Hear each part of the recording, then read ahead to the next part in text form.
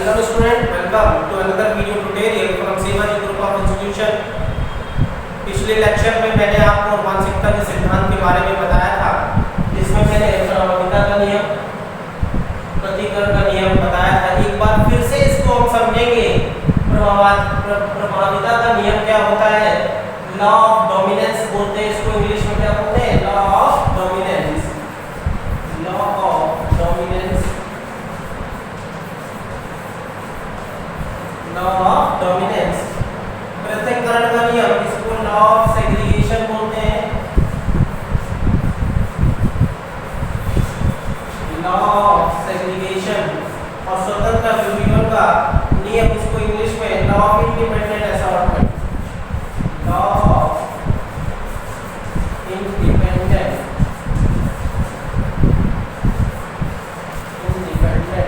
Assortment.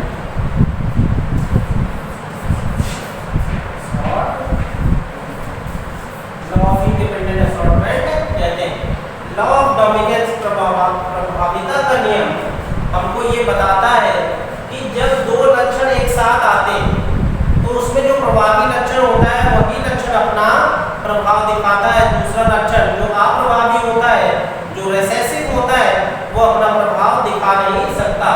इसी को हम प्रभाविता का नियम कहते हैं। लॉ ऑफ डोमिनेंस का मतलब, जब मेंडल ने एक जोड़ी विपरीत लक्षणों को ध्यान में रखकर क्रॉस कराया तब उसे मोनोहाइब्रिड क्रॉस कहा गया, एक संकर संकरण कहा गया। इसमें एक लक्षण लेते हैं जैसे लंबा पौधा। एक चीज यहाँ सीखिए आप लोग कि लंबे पौधे को हमने कैपिटल टी और बौने पौधे को हमने स्मॉल डी से प्रदर्शित किया। ये कैपिटल टी ही क्यों लिया और स्मॉल टी ही क्यों लिया? यहाँ पर हम कैपिटल जी ले लें तो क्या गड़बड़ हो जाएगा? या इसमें हम स्मॉल डी लेते, कोई गड़बड़ नहीं होगा। ये बिल्कुल वैसा ही रिजल्ट रहेगा जैसा ऊपर आपने लिया है। ये तो केवल कहने का मतलब है, समझाने के लिए आपने एक एब्रिविएशन ले लिया है। जिसको हमने टॉल था तो लंबा पौधा था, इसको हमने कैपिटल टी लिख दिया। बड़ा पौधा था तो इसको स्मॉल टी लिख दिया। तो इसमें जो है कोई अंतर नहीं होगा। रिप्रेजेंटेशन आप कुछ भी करें इससे कोई फर्क नहीं पड़ेगा। अल्फाबेट आप कुछ भी यूज करें इससे कोई प्रभाव नहीं पड़ेगा। बशर्ते या सुविधा के लिए हम कैपिटल टी और स्मॉल टी ले लेते हैं। ये क्यों कैपिटल टी लेते हैं? ये जो है टॉल को रिप्रेजेंट करता है, टॉल मतलब लंबे पौधे को, और ये जो है ड्वार्फ, ये ड्वार्फ को रिप्रेजेंट करता है, आप बौने पौधे को प्रदर्शित करता है। बट यहाँ पर एक चीज ध्यान रखिएगा, ये लंबे पौधे को हमने कैपिटल टी से दिखाया। ये ड्वार्फ पौधा था तो उसको हम स्मॉल डी से दिखा सकते हैं, लेकिन हमने नहीं दिखाया। क्यों? यही इसमें बहुत बड़ा रीजन है कि इसको हम स्मॉल डी से नहीं दिखाएंगे, इसके छोटे लेटर से ही दिखाएंगे। क्यों छोटे लेटर से दिखाएंगे? क्योंकि ये कैसा है? प्रभावी लक्षण है और इसका अप्रभावी लक्षण क्या है? Small D. यहाँ पे स्मॉल डी नहीं दिख सकते, तब कैरेक्टर जो होगा, लक्षण जो होगा वो हमारा चेंज हो जाएगा। इसलिए हमने यहाँ पे क्या लिया? कैपिटल टी लिया और इसका छोटे अक्षर वाला लेटर लेंगे या स्मॉल टी। ये लंबे पौधे को प्रदर्शित करता है और ये जो जीन है बौने पौधे को प्रदर्शित करते हैं, ये वाले जीन लंबे पौधे को प्रदर्शित करते हैं। और जीन जो होगी वो हमेशा जोड़े में पाए जाएंगे। कैसे पाए जाएंगे? जोड़े में पाए जाएंगे। क्यों? क्योंकि जीन जोड़े में क्यों पाए जाते हैं? क्योंकि 50% जीन कहाँ से आते हैं? माता से आते हैं, और 50% जीन्स जो होते हैं वो पिता से आते हैं। माता और पिता से आए हुए जीन ही आपस में मिलते हैं। होमोलोगस पेयरिंग ऑफ क्रोमोसोम्स होती है। समजात गुणसूत्र एक दूसरे के साथ आते हैं। जैसे मान लीजिए कोई ये भी गुणसूत्र, मान लीजिए ये एक गुणसूत्र था, तो ये पिता से आया। इसी का समजात गुणसूत्र माता से भी सामने आएगा।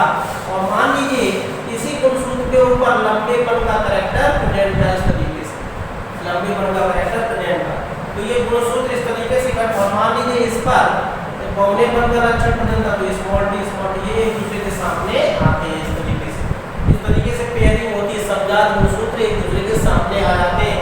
इसीलिए ये हमारे कैपिटल टी से रिप्रेजेंट किया, इसको कैपिटल टी से, उसको स्मॉल टी से। अभी उनके दोनों के बीच में क्रॉसिंग ओवर होगी। क्या होगी? क्रॉसिंग ओवर होगी। तो इस तरीके से हम कह सकते हैं कि जो जीन्स होते हैं वो हमेशा जोड़े में क्यों पाए जाते हैं? जीन्स हमेशा जोड़े में इसलिए पाए जाते हैं 50% गुणसूत्र माता से आते हैं, 50% पिता से आते हैं। तो टॉल को हमने कैपिटल टी से प्रदर्शित किया, ड्वार्फ को स्मॉल टी से प्रदर्शित किया। अब मान लीजिए लाल रंग का पुष्प है, और लाल रंग का पुष्प आपको पता है प्रभावी होता है किसके ऊपर, सफेद रंग के ऊपर। तो लाल रंग का कैरेक्टर अगर हमें लेना है तो हम इसको कैपिटल आर लिख लें, और इसको हम लिखेंगे स्मॉल आर। जबकि ये लाल रंग को प्रदर्शित कर रहा है, और ये किसको प्रदर्शित कर रहा है, सफेद को। ये किसको प्रदर्शित कर रहा है, सफेद को। तो यहाँ पर सफेद को इंग्लिश में व्हाइट कहते हैं, लेकिन हम स्मॉल डब्ल्यू नहीं लेंगे वहाँ पर, तो कैरेक्टर चेंज हो जाएगा। इसका ही कॉन्ट्रास्टिंग कैरेक्टर होना चाहिए, तो इसका ही स्मॉल लेटर लेंगे हम। मतलब कैपिटल आर ले लिया है, लाल को अगर हमने कैपिटल आर लिखा है तो व्हाइट को हम हमेशा स्मॉल आर से प्रदर्शित करेंगे। अगर लाल को हमने मान लीजिए लाल को हमने कैपिटल डब्ल्यू माना, तो सफेद को हम स्मॉल डब्ल्यू मानेंगे। क्या मानेंगे, सफेद को हम स्मॉल डब्ल्यू मानेंगे। क्यों, क्योंकि ये क्या प्रभावी लक्षण और ये इसका ही क्या है, अप्रभावी लक्षण है। तो मानने को तो आप कोई भी अल्फाबेट मान लो, बट अध्ययन की सुविधा के लिए हम उसी लेटर को लेते जो उसको प्रदर्शित करता है। जैसे टी जो है टॉलनेस को प्रदर्शित करता है, तो इसको लेंगे। अब देखिए क्या हुआ, प्रभाविता का नियम क्या बताता है। जब प्रभाविता का नियम कहता है जब एक शुद्ध लंबा पौधा एक शुद्ध बौने, शुद्ध का मतलब क्या है, दोनों जीन एक जैसे हो तो शुद्ध होगा। ठीक है, दोनों जीन एक जैसे हो तो शुद्ध होगा। जब जीन अलग अलग होंगे तो संकर पौधा होगा। ये कैसा है, शुद्ध पौधा। ये शुद्ध लंबा पौधा और ये शुद्ध बौना पौधा, इसके बीच में क्रॉस कराया है। क्या कराया गया, क्रॉस। जब क्रॉस कराएंगे तो इनके जो जीन्स है वो गैमीट्स के रूप में, यानी कि किसके, वो युग्मक बन जाएंगे। कैसे बन जाएंगे, और एक युग्मक ये कैरेक्टर ले जाएगा, दूसरा ये वाला टी ले जाएगा। तो इस तरीके से एक ये युग्मक बन गया, एक ये युग्मक बन गया। इससे भी अगर हम इसको फीमेल प्लांट मान लें, इसको मेल मान लो, इसको मेल प्लांट, इसको मेल प्लांट और इसको फीमेल, कुछ भी मान सकते हो। इसको आप मेल मान लो या इसको फीमेल मान लो, कुछ भी कर सकते हैं आप। इसको मेल मान लो, इसको फीमेल मान लो। भाई यहाँ पर क्या है, दोनों को मेल और फीमेल पार्ट दोनों एक ही पुष्प के अंदर पाए जाते हैं। तो क्या हुआ, आप इसको जब यहाँ इसके गैमीट्स बनेंगे, जब यहाँ युग्मक बनेंगे, तो ये स्मॉल टी आ जाएगा, ये स्मॉल टी। अब ये जो युग्मक है, ये जो बने हैं, ये आपस में क्रॉस करेंगे। क्रॉस कैसे कराते हैं, ये देखिए। आप पहले इसको किया, इसका क्रॉस इसके साथ कराया, किया है कैपिटल टी स्मॉल टी, फिर इसका, फिर इसी का देखिए, इसका क्रॉस इसके साथ हो चुका है। अब इसका क्रॉस इसके साथ कराएंगे तो कैपिटल टी स्मॉल टी, इसका क्रॉस इसके साथ कैपिटल टी स्मॉल टी, इसका क्रॉस इसके साथ कैपिटल टी स्मॉल टी। ये हमारी प्रथम पीढ़ी निकल आई। ये कैसे निकल आई, प्रथम पीढ़ी। इसी को हम F1 जनरेशन कहेंगे। क्या कहेंगे, F1 जनरेशन। अब देखिए, ये तो हमारी F1 जनरेशन है। तो F1 जनरेशन में हमें कौन सा पौधा मिला, capital T small T, capital T small T, capital T small, एक ही जैसे पौधे मिले सारे। अब ये देखिए, यहाँ कैपिटल टी और स्मॉल टी, ये हमको संकर पौधा मिल गया। ये कैसा है भाई, संकर पौधा। और संकर पौधे में जो लंबेपन का कारक है और ये बौनेपन का कारक था। आपको पता है लंबेपन का कारक बौनेपन के कारक के ऊपर हमेशा प्रभावी होता है। यानी कि ये जो लंबेपन का कारक है, ये बौनेपन के कारक को क्या कर देगा, दबा देगा, और ये खुद को प्रदर्शित कर लेगा, इसको प्रदर्शित होने नहीं देगा। इसलिए प्रथम पीढ़ी में जितने भी पौधे बनेंगे सारे कैसे होंगे, लंबे पौधे होंगे। तो ये कैसा है, लंबा पौधा है। कैसा है, लंबा। ये पौधा कैसा हो गया, लंबा पौधा। इसी को ही हम प्रभाविता का नियम कहते हैं। प्रभाविता का नियम हमें क्या बताता है, प्रभाविता का नियम हमें ये बताता है कि जब हम शुद्ध लंबे पौधे और शुद्ध बौने पौधे के बीच में क्रॉस कराते हैं तो अगली पीढ़ी में जो संतान मिलती है वो संकर होती है, और उस संकर पौधे में हमेशा जो प्रभावी लक्षण होगा वही अपने आप को प्रदर्शित करेगा। इसीलिए हम इसको प्रभाविता का नियम कहते हैं। ठीक है, अब बात समझ में आई। ये पौधा कैसा होगा, लंबा पौधा, ये भी लंबा पौधा, ये भी लंबा पौधा, ये भी लंबा पौधा, ये भी लंबा। अब बात करते हैं एक चीज और, देखिए ये भी लंबा पौधा है कैपिटल टी स्मॉल टी, ये भी लंबा लंबा पौधा है, तो अंतर क्या है भाई? इनका फिनोटाइप तो एक ही जैसा, दृश्य रूप तो एक जैसा, दोनों ही लंबे दिखाई पड़ेंगे, लेकिन इनका जीन रूप अलग अलग है। लंबे पौधे देखने में तो दोनों लंबे लगेंगे, बराबर के, बिल्कुल बराबर हाइट के होंगे, लेकिन अंतर क्या है? इनके जीनोटाइप में अंतर है, इनके जीन रूपों में अंतर है। ये कैसा है? ये शुद्ध लंबा पौधा है और ये संकर लंबा पौधा है। ये कैसा पौधा है? संकर लंबा पौधा है। तो इस तरीके से अगर हम बात करेंगे, इसी को हम प्रवृत्ता का नियम कहते हैं। एक और एग्जांपल ले लीजिए, मान लीजिए लंबे रंग का ट्रैक्टर नहीं लिया आपने, लाल पुष्प ले लिया। पुष्प का रंग कैसा? लाल। पुष्प का रंग जब लाल ले लेंगे तो उसका विपरीत लक्षण क्या होगा? आपको पता है, लाल रंग जो होता है, लाल रंग का कुछ प्रभावी होता है, सफेद रंग का अप्रभावी होता है। तो हमने रेड फ्लावर ले लिया तो कैपिटल आर, और जो व्हाइट फ्लावर लेंगे तो स्मॉल आर। इस तरीके से इसके भी जब हम जीन्स बनाएंगे, गैमीन्स बनाएंगे, कैपिटल आर, स्मॉल आर। अब ये आपस में क्या करेंगे? क्रॉस करेंगे। देखिए इसका क्रॉस इसके साथ कराया, कैपिटल आर स्मॉल आर, फिर इसका क्रॉस इस वाले के साथ कराया, कैपिटल आर स्मॉल आर, फिर इसका इसके साथ कैपिटल आर स्मॉल आर, फिर इसका इसके साथ हो गया, अब इसका फिर इसके साथ कराएंगे तो कैपिटल आर स्मॉल आर। सारे पौधे कैसे आए हमारे? बताइए।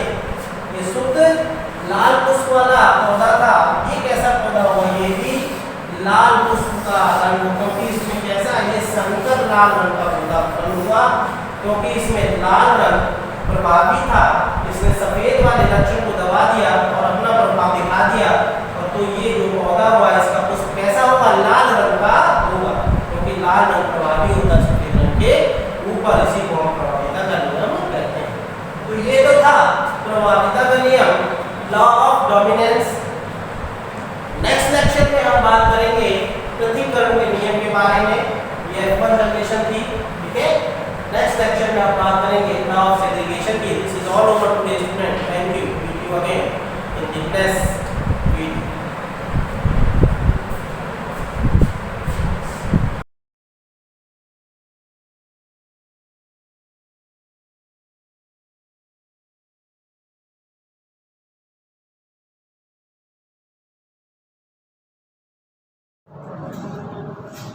Hello students, myself Anand Saini, I am your chemistry tutor. Let's start to learn chemistry. तो बच्चों चैप्टर चल रहा है हमारा ऑर्गेनिक कंपाउंड्स, और ऑर्गेनिक कंपाउंड्स में हम लोग पढ़ रहे हैं एथिल अल्कोहल। एग्जैक्टली जो हम लोग क्लास लेक्चर की बात करते हैं, उस क्लास लेक्चर में आपने एथिल अल्कोहल की केमिकल प्रॉपर्टीज पढ़ी हुई थी, वही डिस्कस करना हमने स्टार्ट किया हुआ था।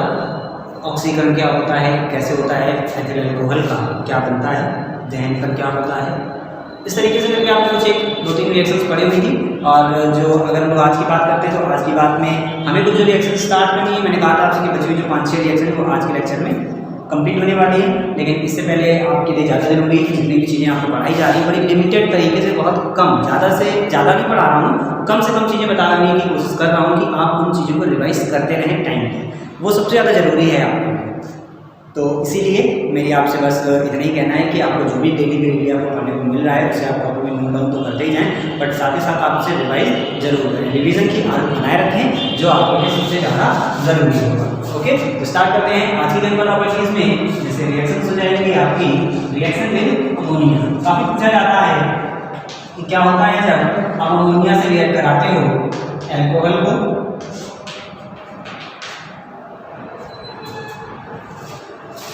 हेलो,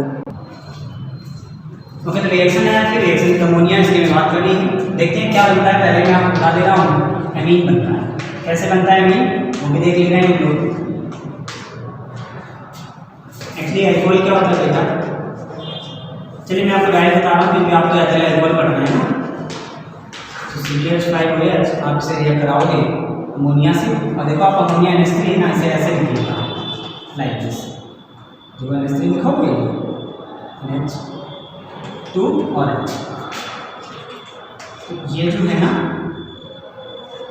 यहाँ से एक वाटर मॉलिक्यूल आपका निकल जाएगा लाइक ऐसे, एक वाटर निकल जाएगा। जब ये वाटर निकल जाएगा तो क्या बच रहा है, CH5 बच रहा है और NH2 बच रहा है। तो यहाँ से क्या बनेगा बेटा, C2H5 NH2 एथिलीन बन जाएगा। ओके,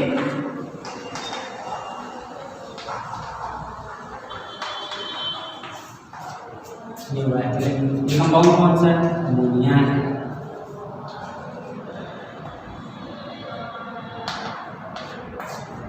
क्या है, एथिल अल्कोहल। ओके, नेक्स्ट देखिए, इसी तरीके से अगली रिएक्शन है आपकी रिएक्शन विद क्लोरीन। तो जब आप इसे Cl2 से रिएक्ट कराते हैं, Cl2 से रिएक्ट कराने पर क्या होगा देखिए। तो Cl2 से एक्चुअली यहाँ पर हम लोग रिएक्शन की बात करते हैं तो Cl2 से बेटा दो तरीके से रिएक्शन होती है। Cl2 यहाँ पर आपका काम करता है ऑक्सीकारक का भी और क्लोरोनिकारक का, दोनों चीज़ों का काम करता है, दोनों तरीके से रिएक्शन होती है। पहले स्टेप में जैसे हम बात करेंगे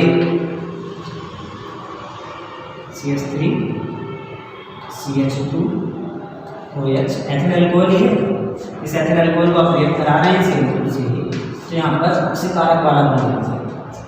ये दो Cl है, एक H और एक H यहाँ से निकल जाएगा, क्या बनेगा H H, दो H निकल रहे हैं और यहाँ से आपका दो Cl मिलकर बनेगा बेटा 2HCl। लेकिन यहाँ से बनेगा CH3 CH, एक तो चला गया ना, यहाँ से भी एक है तो ये क्या बन जाएगा CH3 CH और को बचा हुआ है CH3 CH, इसे हम लोग कहते हैं acetaldehyde. Okay, this is acetaldehyde, तो ये तो हुआ एसिटाल्डिहाइड। इसके बाद में जब ये आपका एसिटाल्डिहाइड बन जाता है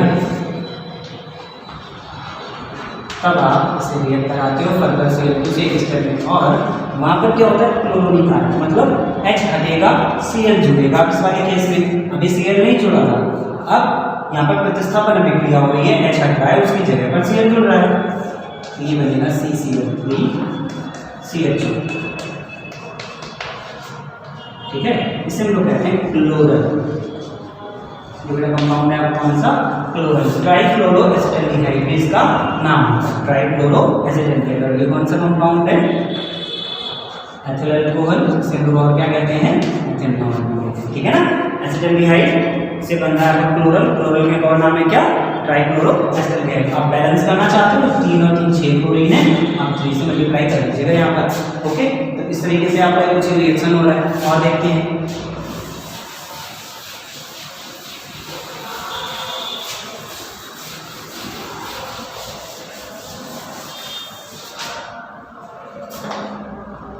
नेक्स्ट रिएक्शन की अगर हम बात करते हैं तो ऐसे ही हमारी रिएक्शन आती है, बड़ी पॉपुलर है, पूछी भी जाती है, डिहाइड्रोजनेशन, डिहाइड्रोजनीकरण अभिक्रिया। डिहाइड्रोजनीकरण अभिक्रिया क्या होती है, बल्कि वो आपसे ऐसे कहते हैं कि क्या होता है जब किसी अल्कोहल को आप कॉपर के साथ 300 डिग्री सेल्सियस ताप पर गर्म करते हैं तब क्या होता है। तो ये आपका है क्या, एथिल अल्कोहल। ओके, इसे आपने करना है कि कॉपर के साथ 300 डिग्री सेल्सियस पर। तो पता है क्या होता है बेटा, नाम क्या है, वी हाइड्रोजनीकरण। और वी का मतलब होता है निकलना। क्या मतलब होता है, वी का मतलब होता है निकलना, हाइड्रोजनीकरण मतलब हाइड्रोजन का। तो वी हाइड्रोजनीकरण का मतलब क्या हुआ, हाइड्रोजन का निकलना। और ये जो कंपाउंड है ना, यहाँ से हाइड्रोजन निकलता है, ये वाला जो H है ना, लाइक दिस, दोनों H निकल जाते हैं कॉपर के प्रेजेंस में H2 के फॉर्म में। हाइड्रोजन गैस बन रही है ना, हाइड्रोजन का निकलना, H2 निकल गया। अब इसके बाद में बचा क्या, CH3 CH2। पहले भी आपने देखा था CH3 CH2, ये क्या होता है, एसिटाल्डिहाइड।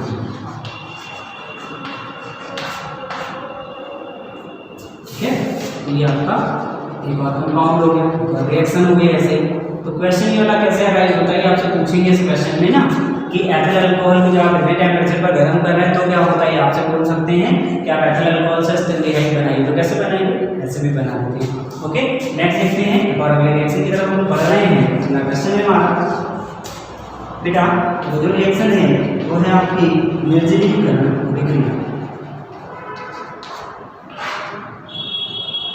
निर्जलीकरण अभिक्रिया, चलो देखते हैं निर्जलीकरण अभिक्रिया का मतलब क्या है। निर्जलीकरण का मतलब है, निर्जलीकरण मतलब जल का निकलना। तो निर्जलीकरण में मतलब आपके लिए कहा जा रहा है कि जल का निकलना। तो जल का निकलना निर्जलीकरण, जल का निकलना, डिहाइड्रेशन रिएक्शन। तो इस रिएक्शन में क्या होगा, अब जैसे आपसे पॉइंट बताई दिया गया कि इस प्रक्रिया में क्या होना है बेटा, वाटर मॉलिक्यूल आपका निकलेगा। तो होता क्या है कि जब हम लोग अल्कोहल को सांद्र H2SO4 के साथ में गर्म करते हैं तब ये रिएक्शन होती है।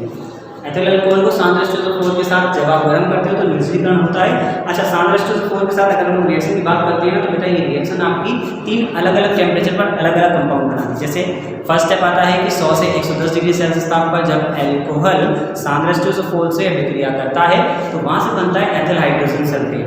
फर्दर सेकेंड स्टेप में आपका वही एथिल अल्कोहल का एक और मॉलिक्यूल यूज होता है, वो आपका बनाता है ईथर। और थर्ड स्टेप में एग्जैक्टली वहाँ पर हम लोग बात करते हैं तो वहाँ पर आपका बनता है एल्कीन। क्या बनता है, एल्कीन।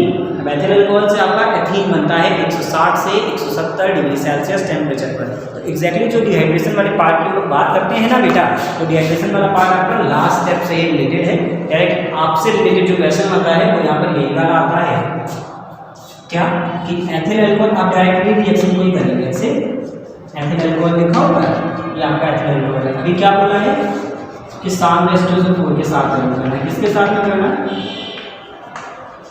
सांद्र H2SO4 के साथ में। और कितना टेम्परेचर बताया मैं आपको, 160 से 170। ठीक, निर्जलीकरण, जल का निकलना, OH तो दिख रहा है, क्या चाहिए, H चाहिए। क्या चाहिए, H। तो अब यहाँ से तो आपका इस वाले कार्बन से रिलेटेड ग्रुप निकल ही गया, तो ऑब्वियस है इससे आप निकालोगे नहीं, यहीं से एक H निकालोगे। भाई निर्जलीकरण, जल बनाना है ना, जल बनाने के लिए आप क्या करोगे, OH को एक H चाहिए, वो H कहाँ से मिलेगा, पड़ोसी से मिलेगा। तो यहाँ से एक H और एक ये OH मिलकर ये क्या बन रहा है, H2O। लेकिन बच क्या रहा है वो आप देखिए अपना, ये बचा CH2, ये भी बचा CH2, है ना। तो इसे हम लोग क्या लिखेंगे, CH2.CH2 या फिर लिखते C2H4। और अगर आप सही से लिखना चाहते हो तो आप समझ पाएंगे, यहाँ से एक H निकलने के बाद एक वैलेंसी फ्री हुई, यहाँ से OH निकलने के बाद एक वैलेंसी फ्री हुई, और पहले से लगा हुआ है डबल बॉन्ड, ये कंपाउंड में आ जाएगा डबल बॉन्ड। पहले से एक सिंगल बॉन्ड लगा हुआ पहले से ही, एक H यहाँ से निकला, एक H यहाँ से निकला, दोनों के पास एक वैलेंसी फ्री, तो एक और बॉन्ड बना। तो इस तरीके से आपका डबल बॉन्ड आ गया। अब आपने एलिमेंट्स पढ़ी है तो आपको पता है 2 कार्बन का रूट वर्ग H होता है, डबल बॉन्ड आ गया तो ईन हो जाएगा, ऐसे कंपाउंड आपका बन गया एल्कीन, एथीन बन जाता है। ओके, चलिए देखते हैं कुछ और रिएक्शन।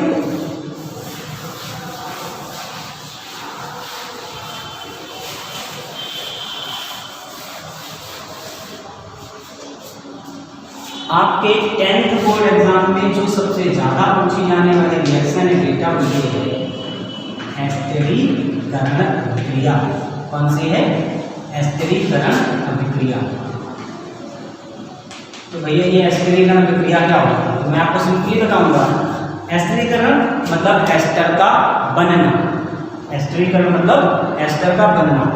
तो एस्टरीकरण अभिक्रिया, एस्टर का बनना, इस रिएक्शन में जब हम लोग देखते हैं अब एस्टर बनता कैसे। तो एस्टर बनने के लिए बड़ा सिंपल सा पॉइंट है कि जब किसी कार्बोक्सिलिक अम्ल को किसी अल्कोहल के साथ किसी भी निर्जलीय कारक की उपस्थिति में रिएक्ट कराते हैं, जल निकल जाता है, जो बचता है, जो बनता है, वो मेन प्रोडक्ट होता है आपका एस्टर, RCOR। फिर से बोलता हूँ, फिर से बताता हूँ, एस्टरीकरण अभिक्रिया क्या होती है, टिप्पणी लिखें। ऐसे आपसे क्वेश्चन पूछा जाए तो आप क्या कहेंगे कि जब किसी कार्बोक्सिलिक अम्ल को किसी अल्कोहल के साथ निर्जलीय कारक की उपस्थिति में, जैसे सांद्र H2SO4 गर्म किया जाता है या अभिक्रिया कराई जाती है, तो एस्टर प्राप्त होते हैं। इस अभिक्रिया में जल का एक अणु निकलता है और एस्टर बनते हैं। Look at here the reaction, and the reaction is, हम लोग डायरेक्ट एग्जांपल की बात कर रहे हैं, ज़्यादा से ज़्यादा डिस्क्रिप्शन लेकर के जो पढ़ना होगा ना बेटा, वो हम लोग पढ़ेंगे 12th। ओके, तो अभी आपके लिए जो बेसिक है इतना ही हम लोग देखते हुए चल रहे हैं। थोड़ी थोड़ी चीज़ें जो आपको समझनी है। डायरेक्टली एस्टर कैसे बनता है, एस्टर का फॉर्मूला होता है RCOOR। आप IUPAC पढ़ चुके तो आपको चीज़ बता दी होगी। ओके, ये है आपका कार्बोक्सिलिक अम्ल जिसमें C लगा हुआ है। तो देखेंगे क्या इसका नाम क्या होता है, एसिटिक अम्ल। ठीक है, इसका नाम क्या है, एथिल अल्कोहल। अब जब यहाँ पर रिएक्शन हो रही है तो इस रिएक्शन में मैंने आपसे पहले ही कहा कि निर्जलीकरण होगा, जल निकलेगा किसकी प्रेजेंस में, सांद्र H2SO4 सांद्र H2SO4 की प्रेजेंस में वाटर निकल जाएगा। देखो ये H और OH है, ये निकल जाएगा। जो बचेगा वो जुड़ेगा क्या, CH3CO OC2H5 ये बन जाएगा CH3CO OC2H5, ये आपका एल्डिहाइड, एक वाटर निकल गया। यही है ester. Common name ester, but the name of this compound is ethyl acetate.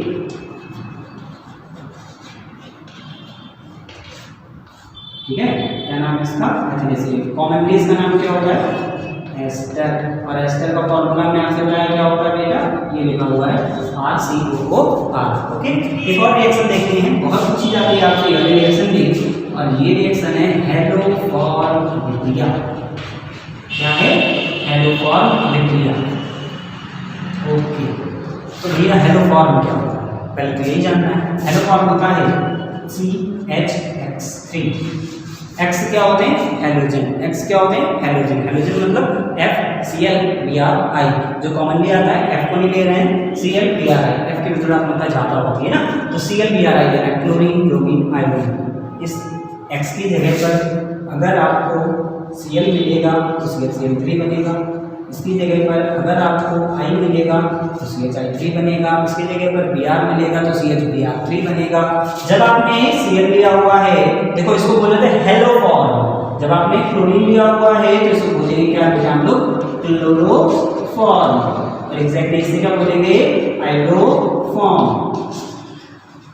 ठीक है, तो ये हाइड्रोफॉर्म है और वो क्या है, क्लोरोफॉर्म है। अब आपसे जो रिएक्शन आती है वो यही आती है कि हेलोफॉर्म अभिक्रिया पर टिप्पणी लिखिए। हेलोफॉर्म अभिक्रिया पर टिप्पणी लिखिए। क्या होता है हेलोफॉर्म, आपको पता है क्या बताना होता है।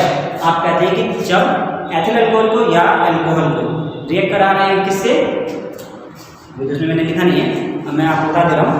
हेलोफॉर्म है ना, तो हेलोजन देना होता है। तो जब अल्कोहल को या एथिल अल्कोहल को आप हेलोजन के साथ में तनुक्षार की उपस्थिति में गर्म करते हैं तो हेलोफॉर्म यानी कि CHX3 प्राप्त होते हैं। ये विभिन्न रंग के अवच्छेद के रूप में प्राप्त होते हैं। ऐसे भी आप कहते हैं, जैसे कॉमनली आपसे पूछते हैं सिंपली हाइड्रोफॉर्म अभिक्रिया पर टिप्पणी लिखिए।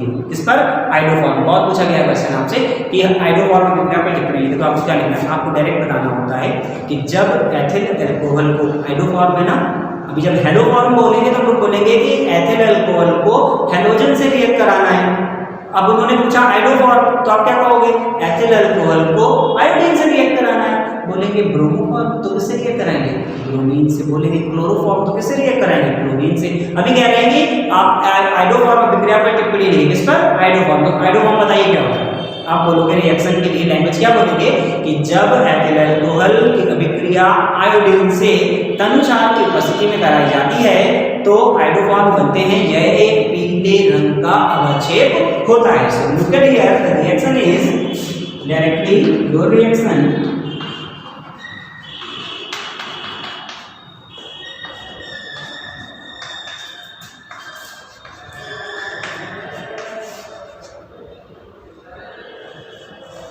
कॉमन टेम्परेचर की बात करते हैं, 50-60 के लगभग रहता है आपका टेम्परेचर।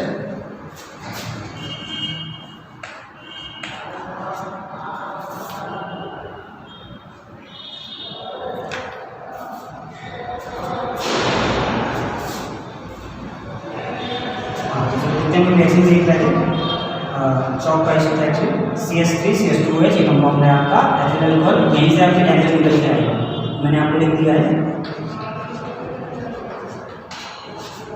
ये एथिल अल्कोहल है, हाइड्रोजन से रिएक्ट करा दे तो क्या बनेगा, CHI3 हाइड्रोफॉर्म। अगर वो पूछते क्लोरोफॉर्म तो क्या करते हैं, यहाँ पर क्लोरीन ले लेते, CO2 से रिएक्ट कराते। अगर ब्रोमोफॉर्म बनाना होता है तो ब्रोमीन ले लेते। अच्छा, अगर हेलोफॉर्म बनाना होता CHX3 तो क्या करते, हेलोजन ले लेते डायरेक्टली। आपने क्या करना होता, X2 से रिएक्ट कराते। Okay, so by the way हम लोग क्या बना रहे हैं, हाइड्रोफॉर्म।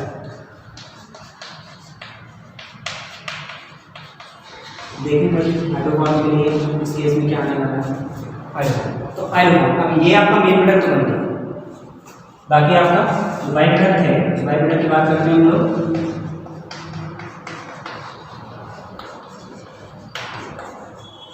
Okay, let's check out the reaction.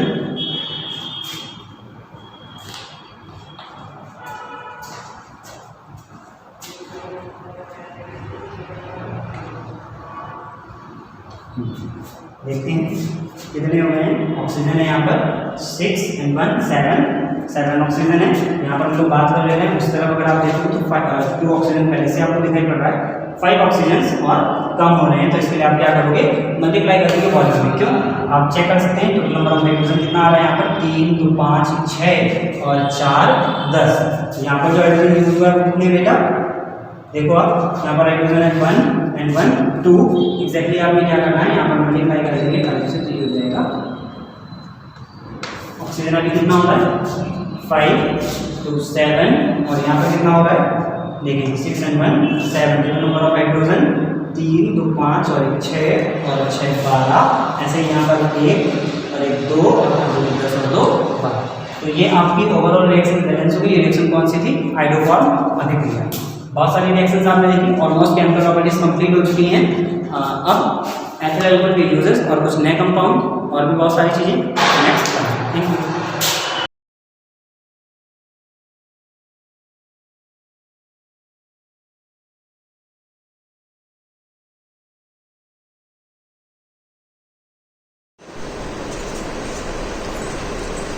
Hello students, welcome to Shivaji group of institutions online classes. ये मेरा लास्ट लेक्चर है इस टॉपिक का। लोकतंत्र और विद्युता चैप्टर हम पढ़ रहे हैं नागरिक शास्त्र में क्लास 10th के लिए। And now the last chapter, आज का टॉपिक है सामाजिक विभाजन की राजनीति।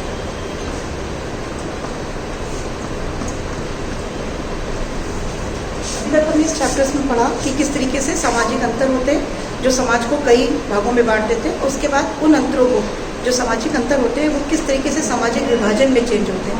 और जब वो सामाजिक विभाजन में चेंज होते हैं तो उसका राजनीति पर भी बहुत ज़्यादा असर पड़ता है। और जो राजनीति का असर होता है वो हमारे लोकतंत्र पर भी प्रभाव डालता है। और लोकतंत्र ही एक ऐसा बेस्ट वे है, एक ऐसा रास्ता है जिसके द्वारा हम उन सामाजिक विभाजनों को जो है आसानी से, उनके विवादों से हम बच सकते हैं। अगर हम, जैसे सामाजिक विभाजन से क्या होता है, बहुत सारे विवाद उत्पन्न होते हैं, किस तरीके से वो भी हम बताएंगे आपको। तो उन विवादों से बचने के लिए जो लोकतंत्र होता है वो बेस्ट वे होता है, जिससे हम उससे बाहर आ सकते हैं। तो आज का जो हमारा टॉपिक है, तो आज हम पूरे चैप्टर का रिवीजन भी करेंगे और पूरे चैप्टर का हम कंक्लूजन भी निकालेंगे। तो सबसे पहले हम देखेंगे कि सामाजिक विभाजन की राजनीति क्या होती है। ये 3 चीज़ों पर डिपेंड करती है। तो फर्स्ट थिंग इज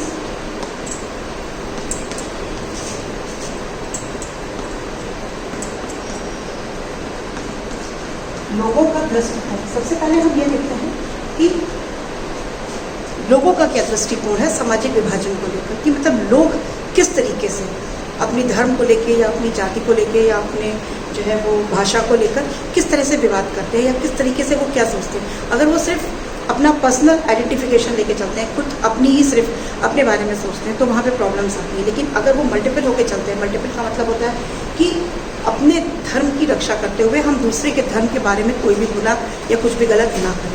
तो पहली चीज़ होती है लोगों का दृष्टिकोण। अगर लोगों का दृष्टिकोण किसी भी विभाजन को लेकर बहुत ही नीट एंड क्लीन है और बहुत ही जो है वो उदार है, और वो सारे विभाजन को लेके चल रहे हैं या भाषा को लेके चल रहे हैं, मान लीजिए धर्म के आधार पर विभाजन है तो वो सारे धर्मों के बारे में भी सोचें। अगर भाषा के आधार पर है तो वो अपनी भाषा की रक्षा करें, बट उसके साथ साथ वो और भी भाषाओं का भी आदर करें। तो ये हमारा लोगों के दृष्टिकोण पे भी डिपेंड करता है।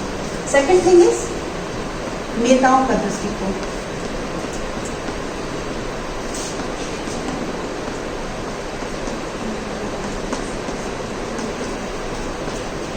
अब नेताओं के दृष्टिकोण में क्या आता है, हम लोकतंत्र है, आपको पता है लोकतंत्र में क्या होता है, जो जनता होती है वो अपने नेता को खुद चुनती है। तो बहुत कुछ डिपेंड करता है नेताओं पर, क्योंकि जब नेता होते हैं वो जब अपने किसी पद पर आते हैं या जब उन्हें इलेक्शन के टाइम पर, चुनाव के टाइम पर जब उन्हें कोई पद चाहिए होता है, तो वो क्या करते हैं, वो लोगों का इस्तेमाल करते हैं, वो ऐसे सामाजिक समूह का इस्तेमाल करते हैं जो इस तरह के सामाजिक विभाजन से जूझ रहे होते हैं, और वो उसका फ़ायदा उठाने के लिए, उन सामाजिक विभाजनों का फ़ायदा उठाकर वो राजनीति में आना चाहते हैं। तो इन सब चीज़ों से भी बहुत फ़र्क पड़ता है कि नेताओं का दृष्टिकोण वो किस तरीके से लोगों की समस्याओं को ऊपर उठा रहे हैं। सारी सामाजिक समूहों की समस्याओं को उठाते हैं तो समस्या नहीं होती है, लेकिन जब वो किसी एक सामाजिक समूह को, किसी एक वर्ग को, किसी एक धर्म को, किसी एक भाषा को अगर वो इस तरीके से उन चीज़ों को आगे पहुंचाते हैं या राजनीति में उनको ऊपर उठाते हैं, क्योंकि आपको पता है नेता लोग अपने भाषण में बहुत सारी चीज़ें बोलते हैं, तो अगर इस तरह के मुद्दे वो उठाते हैं तो उसका भी फर्क पड़ता है कि सामाजिक विभाजन जो है वो राजनीति पे बहुत बुरा प्रभाव डाल सकती है। और जो तीसरा दृष्टिकोण है वो है सरकार का दृष्टिकोण।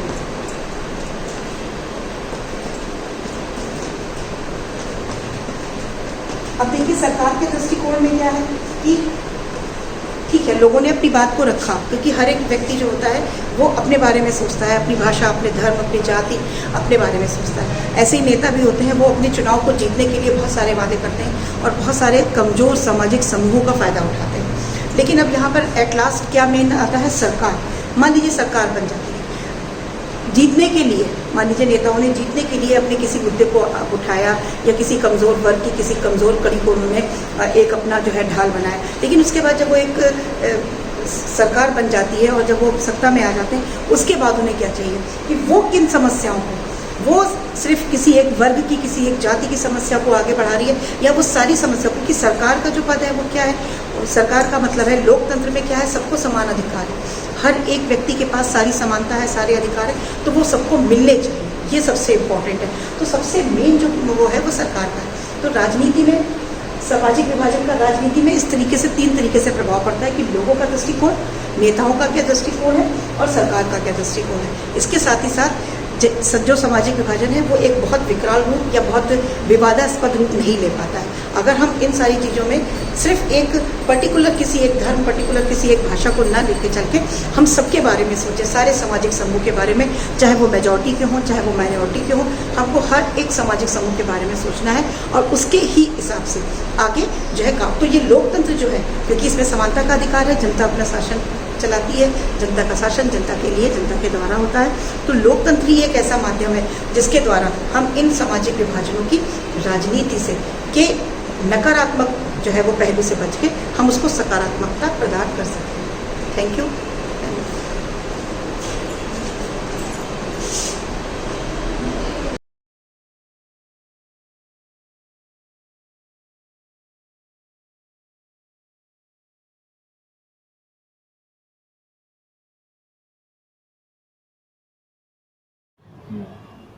Good morning, students.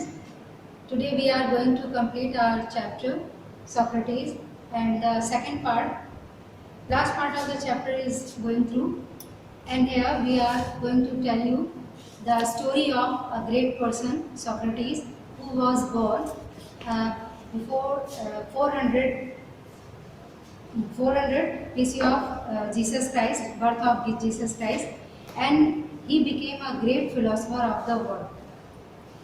In the second part of the story, we came to know that Socrates had become famous far and wide for his knowledge and for his philosophy. People interested and delighted his wisdom, and they were desirous to meet Socrates. Socrates told his people, there was a gathering of a group which were called peoples of the disciple of Socrates, and they followed what the guru, what their master said. Socrates told the young men of Athens that there are some nobler deeds who is more important rather than sacrifice paying offer to gods of reason. ईश्वर से भी, ईश्वर को खुश करने के लिए बलि देने से ज़्यादा भी दुनिया में कुछ नोबलर और आइडल वर्क हैं जिन्हें हमें करना चाहिए. But this thing did not like by governing body of Athens. They summoned Socrates and they put a trial against Socrates. Socrates was blamed that he is misleading the young generation of Athens, and he is going to fill doubts in their mind related with God and religion. And for this purpose, the trial was put against Socrates. Socrates reached the court and he made a powerful, dignified speech based on human life. Judges listened him and questioned him. Let us start our story. The judges listened to him. Judges ने उसके उस powerful speech को सुना, question him, उससे questions किए, कंडेमन him to death यानी उसे cross question किए और फाइनली उसको मौत की सजा सुनाई। The old man made no complaint, उस बूढ़े व्यक्ति ने कोई भी शिकायत उस गवर्निंग बॉडी के अगेंस्ट नहीं की।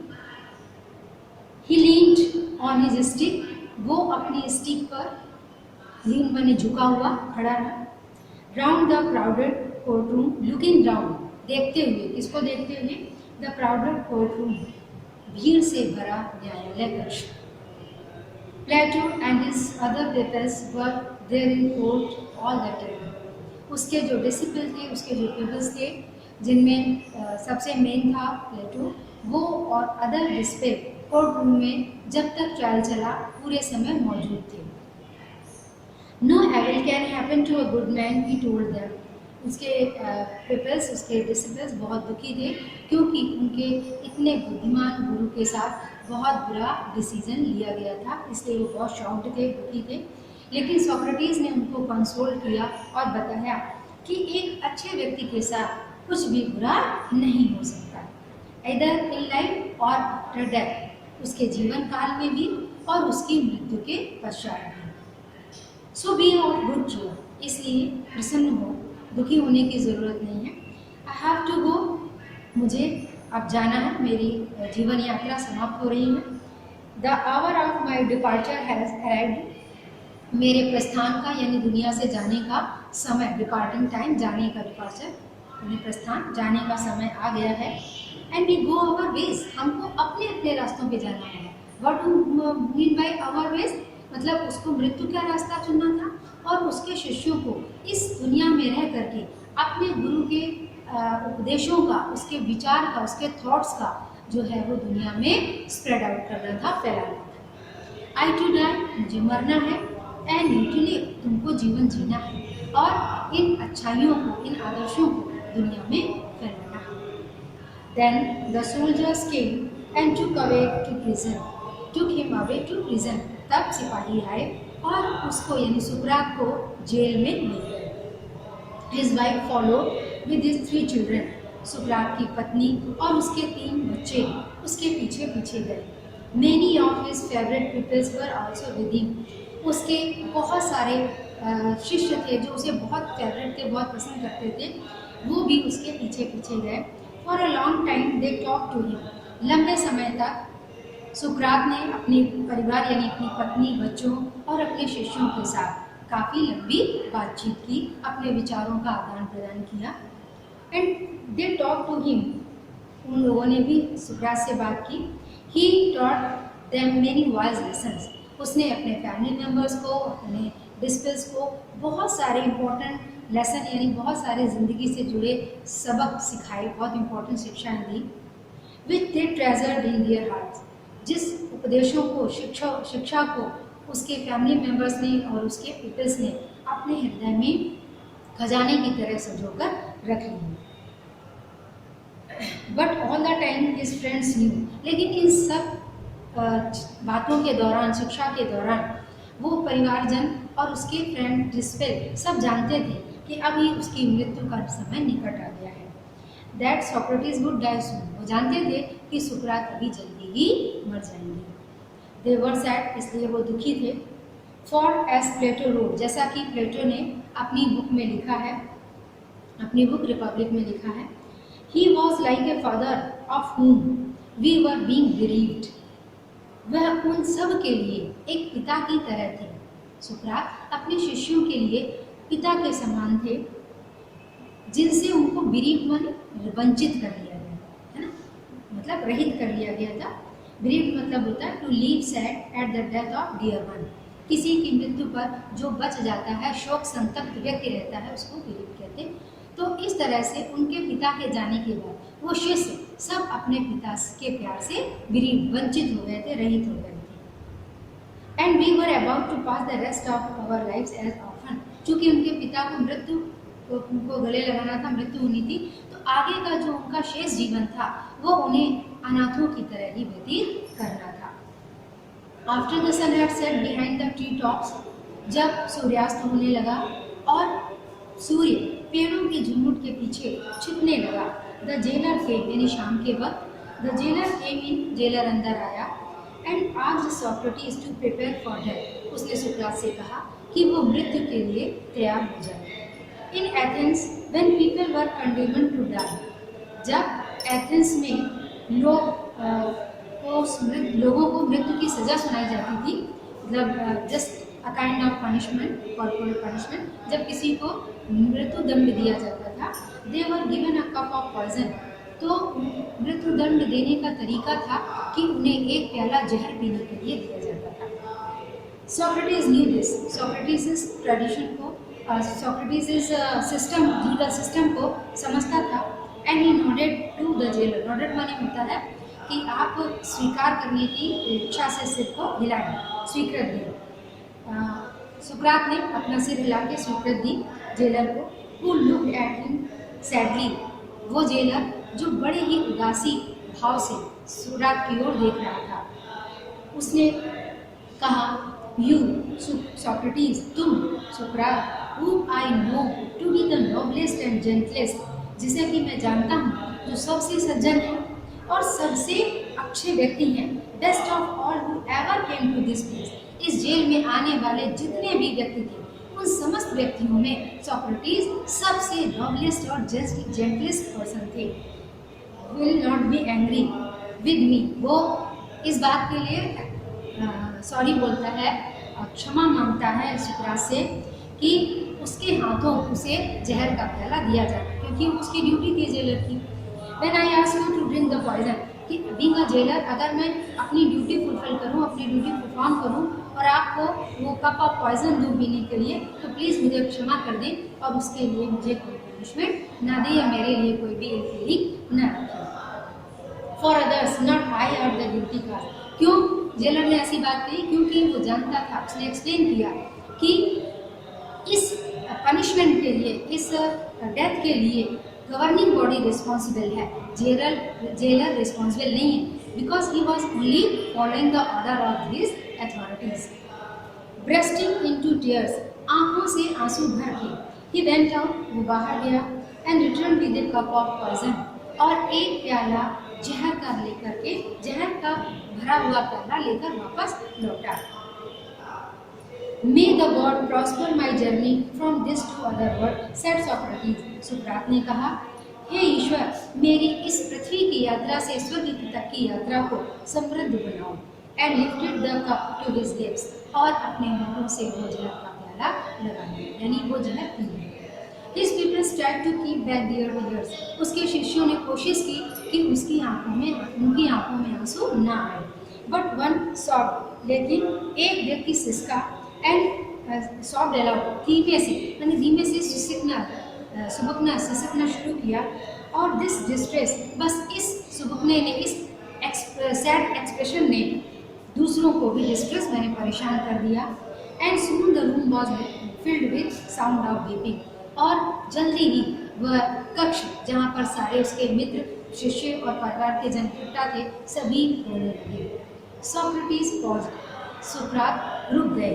With unfinished cup of poison in his hand, अपने हाथों में जहर का अधूरा शेष बचा हुआ प्याला, जिसमें अभी जहर बाकी था, वो प्याला पकड़े हुए रुक गए। उन्होंने जहर पीना रोक दिया। What is this strange noise, ये कैसी विचित्र आवाज़ है? ही आज, उसने पूछा, I have heard that a man should die in peace, मैंने सुना है कि एक मनुष्य को शांतिपूर्वक मरना चाहिए, शांति के माहौल में मरना चाहिए। यू मस्ट नॉट क्राई, तुमको रोना नहीं चाहिए। बी साइलेंट, शांत हो जाओ। एंड हैव पेशेंस, धैर्य रखो। ही लुक्ड अराउंड, उसने चारों ओर देखा। रिमेम्बरिंग समथिंग, कुछ याद करते हुए अपने एक शिष्य को आवाज़ दी जिसका नाम था Pluto. He whispered to one of his peoples, उसने अपने शिष्यों में से किसी एक को आवाज़ दी, धीमे से फुसफुसाकर बुलाया, can you do me a favour, क्या तुम मेरे लिए एक काम कर सकते हो? आई ओ अ कॉक टू इक्वालिपियस, मैंने इक्वालिपियस से एक कॉक मैंने मुर्गा ऋण लिया था। विल यू पे द डेट, क्या तुम मेरा कर्ज चुका दोगे? क्योंकि कहते हैं कर्ज के साथ मृत्यु शांति नहीं देती, तो इसलिए उसने अपने शिष्य को बुलाकर कहा कि उसने एक बार एक जो है मुद्दा एक्विपिलस से लिया था। ये इकोलिपियस कौन थे? इकोलिपियस ये यूनान के वो सबसे पहले वैद्य थे जो किसी मृत व्यक्ति को भी जीवित करने की क्षमता रखते थे। तो it shall be paid said Pluto, Pluto ने कहा ये चुकता कर दिया जाएगा। Is there anything else? कुछ और भी? ही वेटेड, उसने प्रतीक्षा की, but there was no answer, लेकिन उसे प्लूटो को कोई रिप्लाई नहीं मिला। For Socrates the greatest of all the Greeks was dead. क्यों? क्योंकि सोक्रेटिस जो यूनान के सबसे अच्छे व्यक्ति थे, अब उनकी मृत्यु हो चुकी है। So students, this was all your chapter, and now your section A means literary part of your syllabus is completed.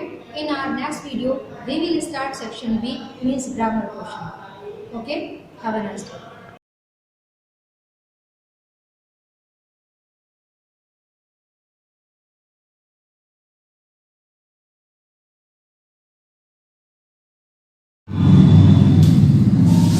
Hello students, आज मैं class 10 UP board subject Hindi, इसमें आपको मैं पढ़ा रही थी शीर्षक पानी में चंदा और चांद पर आदमी। बच्चों, ये शीर्षक मैं पढ़ा रही थी, लेकिन ये पूरा नहीं हुआ था।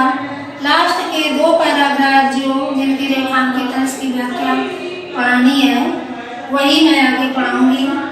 और पानी में चंदा और चांद पर आदमी, इसके जो लेखक हैं वो हैं जयप्रकाश भारती।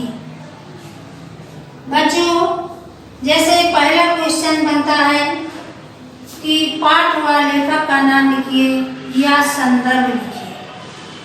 तो देखिए, संकेत में पैराग्राफ हमारे देश में दिखा देना। सेकंड पैराग्राफ में ये उसका संदर्भ देखिए। प्रस्तुत गद्यांश हमारी पाठ्य पुस्तक हिंदी के गद्य खंड में संकलित। शीर्षक का नाम है पानी में चंदा और चांद पर आदमी। शीर्षक से उद्धृत किया गया है। इसके लेखक जयप्रकाश भारती जी हैं। अब दूसरा क्वेश्चन बनता है रेखांकित अंश की व्याख्या कीजिए। तो बच्चों देखिए, इस पैराग्राफ में रेखांकित अंश की व्याख्या, मैं संपूर्ण पैराग्राफ की व्याख्या आपको पढ़ाती हूँ। देखिए, प्रस्तुत इसमें हमारे देश में ये यहाँ से संकेत शुरू है। तो इस निर्जीव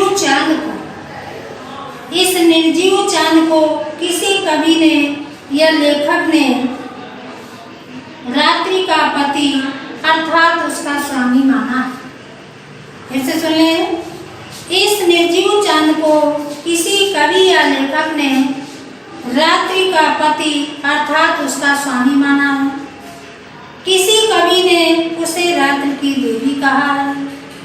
कवि विरह व्यथित नायिका ने अपने प्रियतम के पास संदेश भेजने के लिए उसे दूत बनाया, तो किसी ने उसका पीलापन देखकर उसे दुखी, बूढ़ा तथा दुर्बल माना। एक बार पुनः सुन लें रेखांकित अंश की व्याख्या। इस निर्जीव चांद को किसी कवि या लेखक ने रात्रि का पति अर्थात उसका स्वामी माना है, और किसी कवि ने उसे रात्रि की देवी कहा है। कवि विरह व्यथित नायिका ने अपने प्रियतम के पास संदेश भेजने के लिए उसे दूत बनाया, तो किसी ने उसका पीलापन देखकर उसे दुखी, बूढ़ा और दुर्बल बनाया। अब बच्चों, इसका ग नंबर का प्रश्न है, राम और कृष्ण चंद्रमा के लिए क्यों हट करते हैं? उनके हट को कैसे शांत किया जाता है? इस प्रश्न का उत्तर देखिए। गोस्वामी तुलसीदास के श्री राम और सूरदास के श्री कृष्ण चंद्रमा को खिलौना समझकर उसे पाने की बार बार जिद करते रहे। उनकी जिद को पूरा करने के लिए थाली में पानी रखकर रखकर उसमें चांद का प्रतिबिंब दिखाकर उन्हें शांत किया जाता था। बच्चों फिर से देखिए ग नंबर के प्रश्न का उत्तर। कवि गोस्वामी तुलसीदास के श्री राम और सूरदास के श्री कृष्ण चंद्रमा को खिलौना समझकर उसे पाने की बार बार जिद करते रहे। उसकी जिद को पूरा करने के लिए थाली में पानी रखकर उसमें चांद का प्रतिबिंब दिखाकर उन्हें शांत किया जाता था। अब बच्चों दूसरा पैराग्राफ आता है, अभी चंद्रमा के लिए अनेक उड़ानें होंगी। तो इसमें देखिए इसका संकेत संदर्भ यही रहेगा, इसका संकेत बदल जाएगा।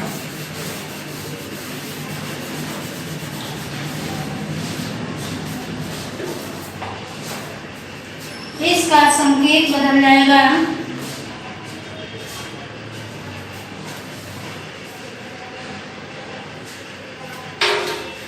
संकेत होगा अभी चंद्रमा के लिए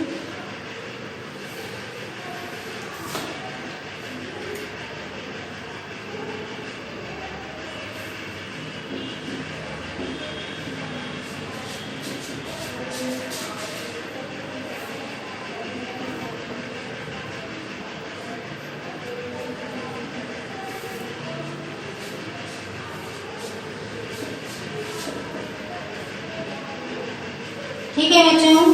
तो इसमें भी पहला प्रश्न आपका बनता है संदर्भ लिखिए। तो प्रस्तुत गद्यांश हमारी पाठ्य पुस्तक हिंदी के गद्य खंड में संकलित पानी में चंदा और चांद पर आदमी शीर्षक से उद्धृत किया गया है। इसके लेखक जयप्रकाश भारती जी हैं। अब इसके रेखांकित अंश की व्याख्या में आइए। रेखांकित अंश में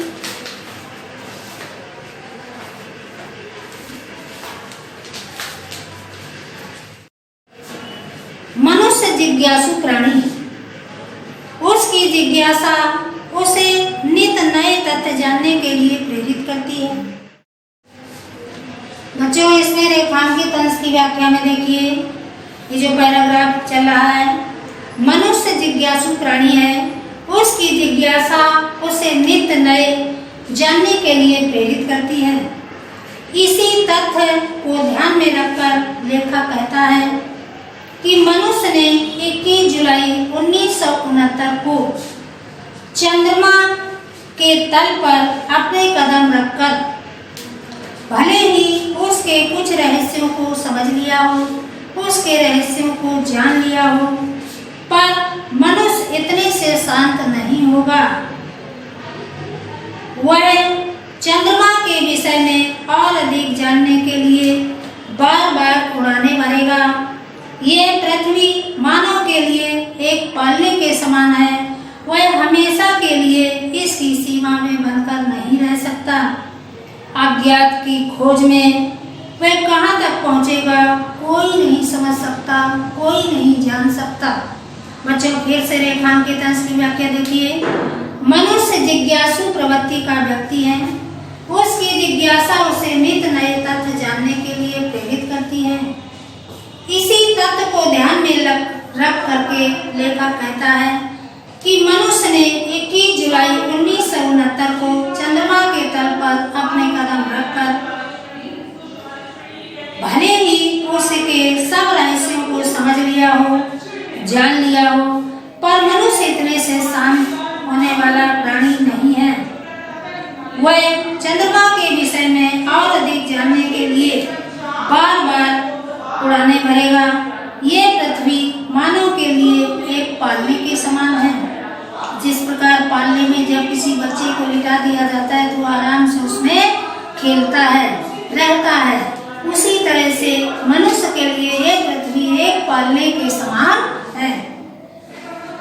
अज्ञात की खोज में वह कहाँ तक पहुँचेगा ये कोई नहीं जान सकता, ये कोई नहीं बता सकता। अब इसमें बच्चों ग नंबर का प्रश्न है, लेखक ने चंद्र अभियानों के आगामी प्रयत्नों के बारे में क्या लिखा है। मैं प्रश्न को दोबारा रिपीट करती हूँ। लेखक ने चंद्र अभियानों के आगामी प्रयत्नों के बारे में क्या लिखा है। देखिए, लेखक कहता है कि मनुष्य चाहता है कि अंतरिक्ष में निरंतर घूमने वाला कोई स्टेशन स्थापित हो जाए। ऐसा स्टेशन बन जाने पर ब्रह्मांड के अनेक अनसुलझे रहस्यों को जानने समझने में उसे काफी मदद मिलेगी, उसे काफी सहायता मिलेगी। बच्चों, ग नंबर के प्रश्न को फिर से देखिए।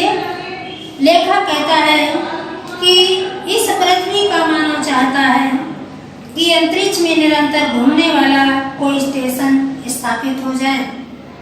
ऐसा स्टेशन बन जाने पर ब्रह्मांड के अनेक अनसुलझे रहस्यों को जानने समझने में काफी मदद मिलेगी। बच्चों, ये आप तीनों पैराग्राफ होमवर्क की कॉपी में इसकी व्याख्या करेंगे। और देखिए, मैं आपको होमवर्क दे रही हूँ, मैं आपको रिटन होमवर्क दे रही हूँ। ध्यान से इसको नोट करें। उपसर्ग और प्रत्यय आपको याद करना है।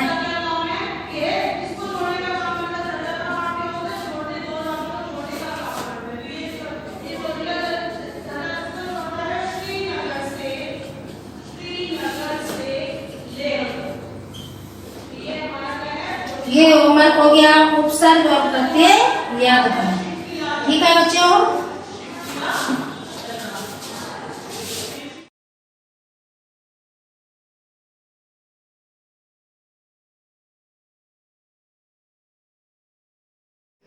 हेलो स्टूडेंट, आज हम सरफेस एरिया एंड वॉल्यूम पृष्ठीय क्षेत्रफल एवं आयतन में कुछ प्रश्नों को हल करेंगे।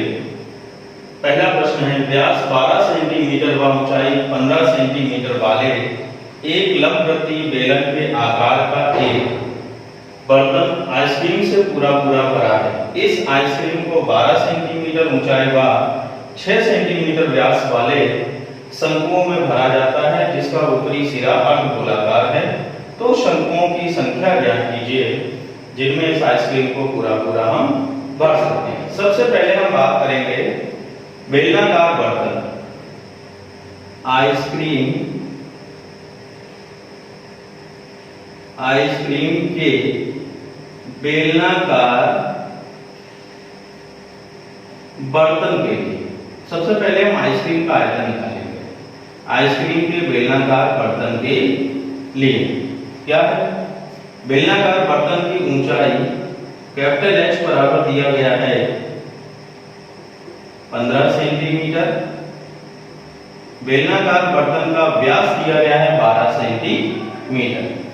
व्यास D बराबर कितना है? 12 सेंटीमीटर। व्यास बराबर क्या होता है? 2 गुणे त्रिज्या, 2r बराबर 12 सेंटीमीटर। r बराबर आ जाएगा 12/2, यानी त्रिज्या आ जाएगी 6 सेंटीमीटर। अब हमें क्या निकालना है? आइसक्रीम के बेलनाकार बर्तन का आयतन। आइसक्रीम के बेलनाकार बर्तन का आयतन,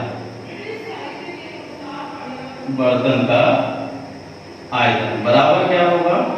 हम जानते हैं बेलन का आयतन क्या होता है? पाई r स्क्वायर h होता है। तो आइसक्रीम के बेलनाकार बर्तन का आयतन होगा pi into capital R square into h। अब आइए मान करते हैं। पाई r का मान देखिए क्या है? 6 है। 6 का स्क्वायर इंटू h का मान क्या है? 15। पाई गुणे 6 का वर्ग क्या आएगा? 36 आएगा, गुणे 15। 36 गुणे 15 करेंगे तो ये आ जाएगा 540 पाई घन सेंटीमीटर। ये क्या है? आइसक्रीम के बेलनाकार बर्तन का आयतन। बेलनाकार बर्तन जिसमें कितना आयतन आइसक्रीम भरी हुई है? 540 पाई घन सेंटीमीटर आयतन आइसक्रीम भरी हुई है। अब आइए इसके बाद आइसक्रीम का आयतन निकालते हैं। एक आइसक्रीम का आयतन। आइसक्रीम किस आकार की है? कोन के आकार की है। जिसके ऊपर अर्धगोला। जिसके बाद देखिए आइसक्रीम को, इस आइसक्रीम को 12 सेंटीमीटर ऊंचाई और 6 सेंटीमीटर व्यास वाले शंकुओं में भरा जाता है, जिसका ऊपरी सिरा कैसा है? अर्धगोला। ऊपरी सिरा अर्धगोला है और आधार कैसा है? शंकु के आकार का है। इस शंकु की ऊंचाई कितनी है? इस शंकु की ऊंचाई है 12 सेंटीमीटर। प्रश्न में दिया गया है शंकु की ऊंचाई 12 सेंटीमीटर, स्मॉल h बराबर 12 सेंटीमीटर ले लेंगे और 6 सेंटीमीटर व्यास। शंकु का व्यास कितना दिया है? 6 सेंटीमीटर, जिसका ऊपरी सिरा क्या है? अर्धगोला। तो अब निकालना है हमें आइसक्रीम के कोन के लिए, आइसक्रीम के शंकु के लिए। आइसक्रीम के शंकु के लिए, आइसक्रीम के शंकु के लिए देखिए व्यास बराबर दिया गया है 6 सेंटीमीटर। व्यास बराबर 6 सेंटीमीटर, व्यास बराबर 2 गुणे त्रिज्या। आइसक्रीम के शंकु की त्रिज्या स्मॉल r ले लेंगे, 2 × r बराबर 6, r बराबर 6/2, स्मॉल r आ जाएगा 3 सेंटीमीटर। अब देखिए आइसक्रीम के शंकु की ऊंचाई कितनी है? ऊंचाई स्मॉल h बराबर है 12 सेंटीमीटर। अब निकालना है आइसक्रीम के एक शंकु का आयतन। क्या निकालना है हमें? आइसक्रीम के एक शंकु का आयतन। आइसक्रीम के एक शंकु का आयतन बराबर क्या होगा? देखिए आइसक्रीम का जो शंकु है वो कैसा है? नीचे से शंक्वाकार है, ऊपर से अर्धगोलाकार है। तो आइसक्रीम के एक शंकु का आयतन बराबर क्या होगा? शंकु का आयतन प्लस अर्धगोले का आयतन। शंकु का आयतन हम जानते हैं क्या होता है? 1/3 पाई r² h होता है। अर्धगोले का आयतन क्या होगा? 2/3 पाई r³। 2/3 पाई r³। अब देखिए यहां से हम कॉमन ले लेंगे, 1/3 पाई r² कॉमन ले लेंगे, तो यहां क्या बचेगा? h + 2r। क्या बचेगा? h + 2r। अब आइए मान रखते हैं 1/3 पाई r, स्मॉल r क्या है? शंकु की त्रिज्या। शंकु और गोलार्ध की उभयनिष्ठ त्रिज्या स्मॉल r बराबर कितना है? 3 सेंटीमीटर है।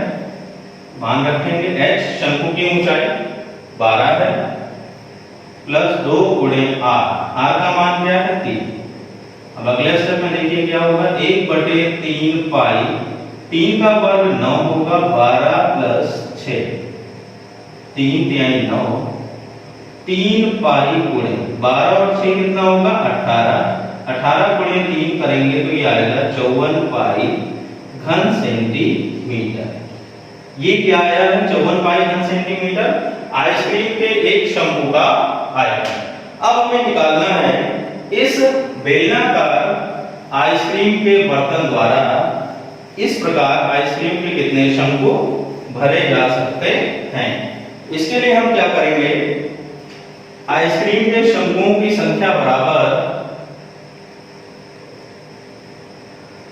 आइसक्रीम के शंकुओं की संख्या बराबर क्या होगा? आइसक्रीम के शंकुओं की संख्या बराबर बेलनाकार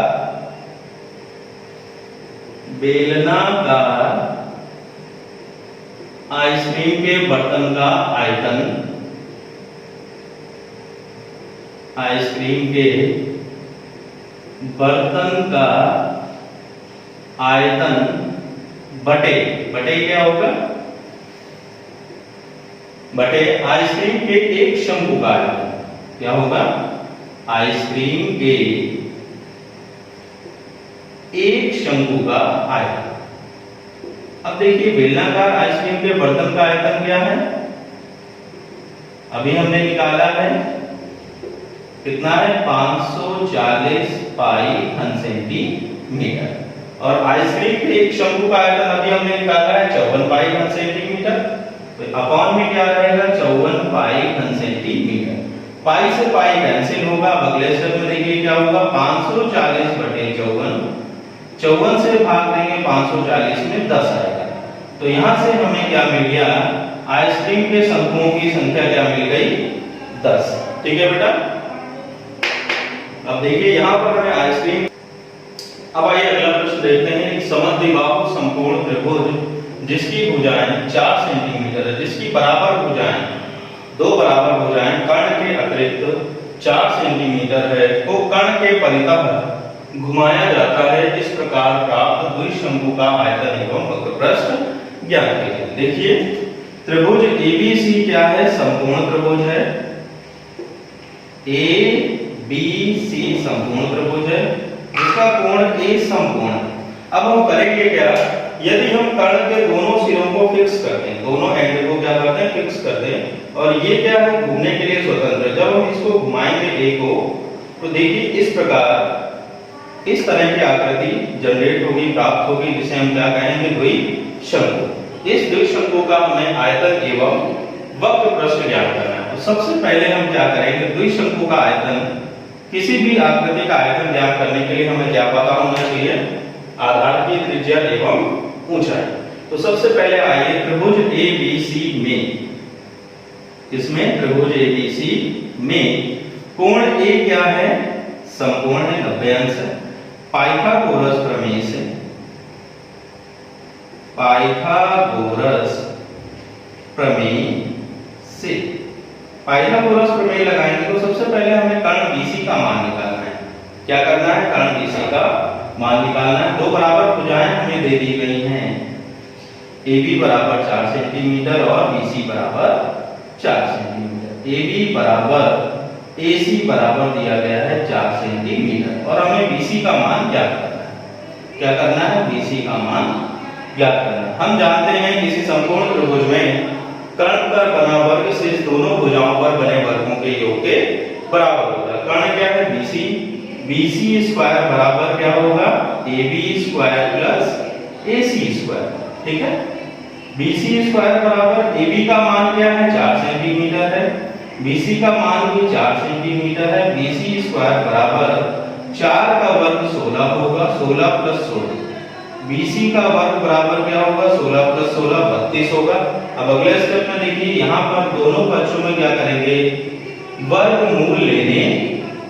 जब हम दोनों पक्षों में वर्गमूल लेंगे तो यहाँ से BC बराबर आ जाएगा वर्गमूल 32। 32 को हम गुणनखंड करेंगे 2 गुणे 4 गुणे 4, 4 को 16 गुनी 32, 2 के जोड़े बनेंगे। तो यहाँ से हमें BC बराबर मिल जाएगा 4√2 सेंटीमीटर। तो यहाँ से कर्ण हमें कितना मिल गया 4√2 सेंटीमीटर। ठीक है बच्चों, अब इसके बाद हमें निकालना है द्विशंकु की त्रिज्या R। कैसे निकालेंगे, देखिए त्रिभुज ABC का क्षेत्रफल। त्रिभुज ABC कैसा त्रिभुज है, एक समकोण त्रिभुज है। हम जानते हैं समकोण त्रिभुज का क्षेत्रफल क्या होता है 1/2 गुणे आधार गुणे संगत ऊंचाई। अब त्रिभुज ABC के लिए अगर हम बात करेंगे तो 1/2 गुणे आधार AC ले लेंगे, गुणे ऊंचाई क्या ले लेंगे AB।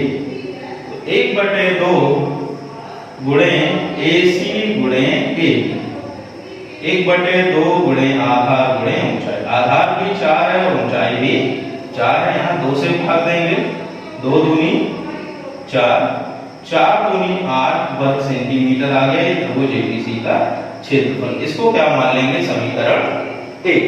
अब इसके बाद देखिए त्रिभुज ABC का क्षेत्रफल एक बार तो हमने ऐसे निकाल लिया, ये है आपका ABC बना है ABC।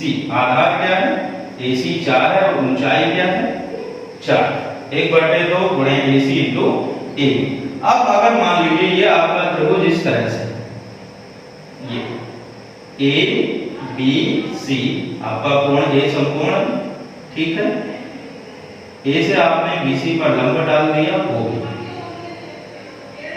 ठीक है। तो यहाँ पर देखिए त्रिभुज ABC का क्षेत्रफल क्या होगा, त्रिभुज ABC का क्षेत्रफल बराबर होगा 1/2 गुणे, हम जानते हैं किसी भी त्रिभुज का क्षेत्रफल क्या होता है 1/2 गुणे आधार गुणे संगत ऊंचाई। अगर हम आधार BC लेंगे तो इसके संगत ऊंचाई हम क्या लेंगे OA। अगर हम आधार BC लेंगे तो इसके संगत ऊंचाई क्या लेंगे हम OA, ठीक है। 1/2 गुणे BC, BC का मान अभी हमने निकाला है, BC का मान क्या है 4√2, BC का मान अभी हमने निकाला है, BC का मान क्या है 4√2। और OA क्या है, OA है द्विशंकु की त्रिज्या। चित्र में देखिए OA क्या है द्विशंकु की त्रिज्या। तो यहाँ से OA बराबर क्या है R, तो OA का मान यहाँ रख देंगे R, 2 से 2 कैंसिल होगा, तो यहाँ से त्रिभुज ABC का क्षेत्रफल मिल जाएगा 2√2 R वर्ग सेंटीमीटर। इसको मान लेंगे समीकरण 2। अब देखिए समीकरण 1 व 2 से दोनों ही क्या है त्रिभुज ABC के क्षेत्रफल है, ये भी त्रिभुज ABC का क्षेत्रफल है, ये भी त्रिभुज ABC का क्षेत्रफल है। तो अब लिखेंगे समीकरण 1 व 2 से, समीकरण 1 व 2 से दोनों ही त्रिभुज ABC के क्षेत्रफल है, तो दोनों के बाएं पक्ष बराबर है तो दाएं पक्ष भी बराबर होंगे। तो 2√2 R बराबर क्या है 8, इसका दाएं पक्ष है 2√2 R और इसका दाएं पक्ष है 8, दोनों आपस में क्या होंगे बराबर होंगे। तो यहाँ से 2 से भाग देंगे, 8 में कितनी बार जाएगा 4 बार जाएगा, तो R बराबर आ जाएगा 4/√2।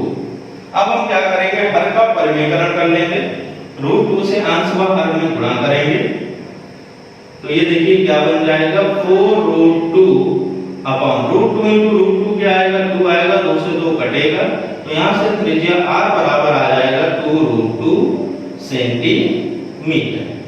क्या मिल गया R बराबर 2√2 सेंटीमीटर, ठीक है बच्चों। अब हमें द्विशंकु की त्रिज्या मिल गई R बराबर 2√2 सेंटीमीटर। अब हमें क्या निकालना है द्विशंकु का आयतन, ठीक है। अब देखिए द्विशंकु की त्रिज्या हमें मिल गई 2√2 सेंटीमीटर। अब इसके बाद क्या करना है हमें निर्मित द्विशंकु का आयतन क्या निकालना है, निर्मित द्विशंकु का आयतन। निर्मित द्विशंकु का आयतन बराबर क्या होगा, देखिए हम जानते हैं शंकु का आयतन होता है 1/3 गुणे पाई r² h। अब देखिए यहाँ पर दो शंकु हमें दिख रहे हैं, ऊपर वाले शंकु के लिए अगर हम देखें 1/3 पाई r² h, h क्या है OB है, और नीचे वाले शंकु के लिए ऊंचाई क्या है OC है। ऊपर वाले शंकु के लिए ऊंचाई क्या है OB है और नीचे वाले शंकु के लिए ऊंचाई क्या है OC है, और दोनों के लिए उभयनिष्ठ त्रिज्या r है। इस प्रकार निर्मित द्विशंकु का आयतन बराबर क्या होगा 1/3 पाई r² h। अब देखिए ऊपर वाले शंकु के लिए ऊंचाई क्या है OB है, प्लस नीचे वाले शंकु के लिए 1/3 पाई r² इंटू नीचे वाले शंकु के लिए ऊंचाई क्या है OC। अब अगले स्टेप में देखेंगे क्या करेंगे हम 1/3 पाई r² दोनों से हम क्या करेंगे कॉमन ले लेंगे, तो यहां पर देखिए क्या बचेगा OB प्लस OC। 1/3 पाई r का मान क्या है 2√2 है, रख देंगे 2√2 का square into OB plus OC। OB plus OC जब हम OB और OC को जोड़ेंगे तो क्या प्राप्त होगा BC। क्या प्राप्त होगा BC। तो यहाँ पर OB प्लस OC बराबर क्या होगा BC रख देंगे। अब देखिए 1/3 पाई 2√2 का स्क्वायर करेंगे, 2 का स्क्वायर क्या होगा 4 होगा, √2 का स्क्वायर क्या होगा 2 होगा, और BC का मान देखिए दिया है 4√2। अभी हमने ज्ञात किया है BC का मान क्या है 4√2।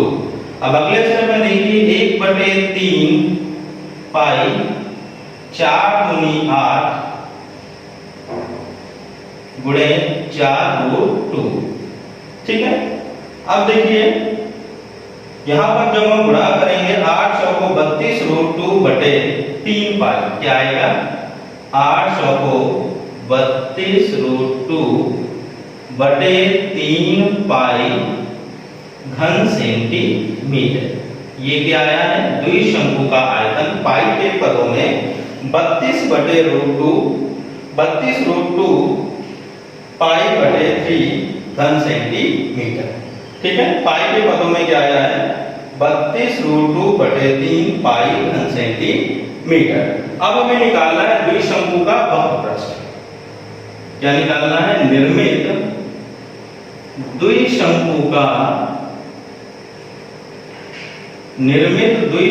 का वक्रपृष्ठ। अब द्विशंकु का वक्रपृष्ठ कैसे निकालेंगे? देखिए यहाँ पर ऊपर वाले शंकु का वक्रपृष्ठ और नीचे वाले शंकु का वक्रपृष्ठ हम जोड़ देंगे तो निर्मित द्विशंकु का वक्रपृष्ठ आ जाएगा। हम जानते हैं शंकु का वक्रपृष्ठ क्या होता है? पाई आर एल। ऊपर वाले शंकु के लिए रेख ऊंचाई AB है और नीचे वाले शंकु के लिए रेख ऊंचाई L का मान क्या है? AC। ऊपर वाले शंकु के लिए रेख ऊंचाई AB है और नीचे वाले शंकु के लिए रेख ऊंचाई AC है। दोनों के लिए वैनिष्ठ त्रिज्या r है। तो निर्मित द्विशंकु का आयतन बराबर निर्मित द्विशंकु का वक्रपृष्ठ बराबर क्या होगा? ऊपर वाले शंकु का वक्रपृष्ठ पाई r इंटू AB प्लस नीचे वाले शंकु का वक्रपृष्ठ पाई r इंटू AC। अब आइए पाई r दोनों से हम कॉमन ले लेंगे AB प्लस AC। अब इनका मान रखते हैं। पाई r का मान क्या है? वैनिष्ठ त्रिज्या r बराबर है 2√2। AB का मान क्या है? 4 है और AC का मान भी 4 है। अगले स्टेप में देखेंगे पाई 2√2 4 और 4 कितना हो गया? 8 हो गया। 8 गुनी 16√2 पाई वर्ग सेंटीमीटर। ये क्या आ गया? निर्मित द्विशंकु का वक्रपृष्ठ 16√2 पाई वर्ग सेंटीमीटर। ठीक है बच्चों, समझ में आ गया?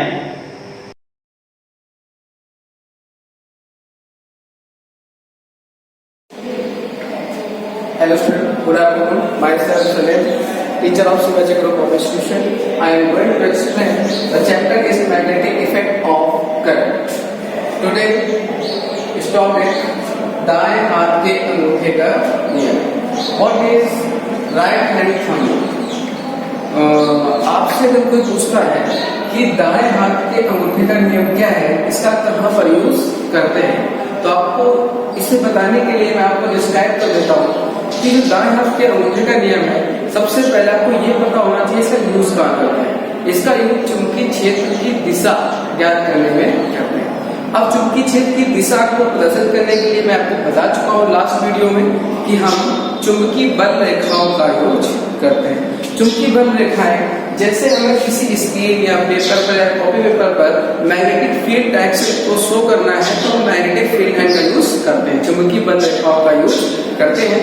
बट अगर किसी करंट कैरिंग वायर मींस धारावाही चालक तार से उत्पन्न चुंबकीय क्षेत्र की दिशा को ज्ञात करना है तो चुंबकीय क्षेत्र की दिशा ज्ञात करने के लिए हम किस रूल का यूज करते हैं?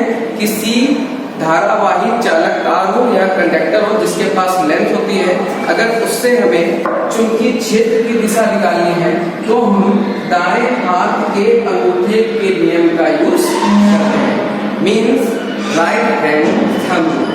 अब ये कैसे करते हैं? जैसे कि आपको मैंने स्क्रीन पर दिखाया हुआ है, ये एक आपके पास this is conductor wire, means let कर लेते हैं P एंड Q। ये हमारे पास एक कंडक्टर वायर है, इसमें करंट फ्लो हो रहा है। मैं इसको डार्क कर दे रहा हूं। ये हमारे पास एक कंडक्टर है जिसमें करंट फ्लो हो रहा है। लेट कर लेते हैं जो करंट फ्लो हो रहा है उसकी डायरेक्शन अप टू डाउन है, अप टू लो, मींस ऊपर से नीचे की ओर है। करंट की डायरेक्शन कहाँ है? ऊपर से नीचे की ओर है। अब हमें अपने राइट हैंड को जो होता है उसे इसी रोप में उस कंडक्टर को लेट कर लेते हैं, क्योंकि करंट कैरिंग वायर को आप पकड़ तो सकते नहीं हो कि हमें डायरेक्शन कंफर्म करनी है, जाकर वायर को आपने ऐसे पकड़ लिया नहीं।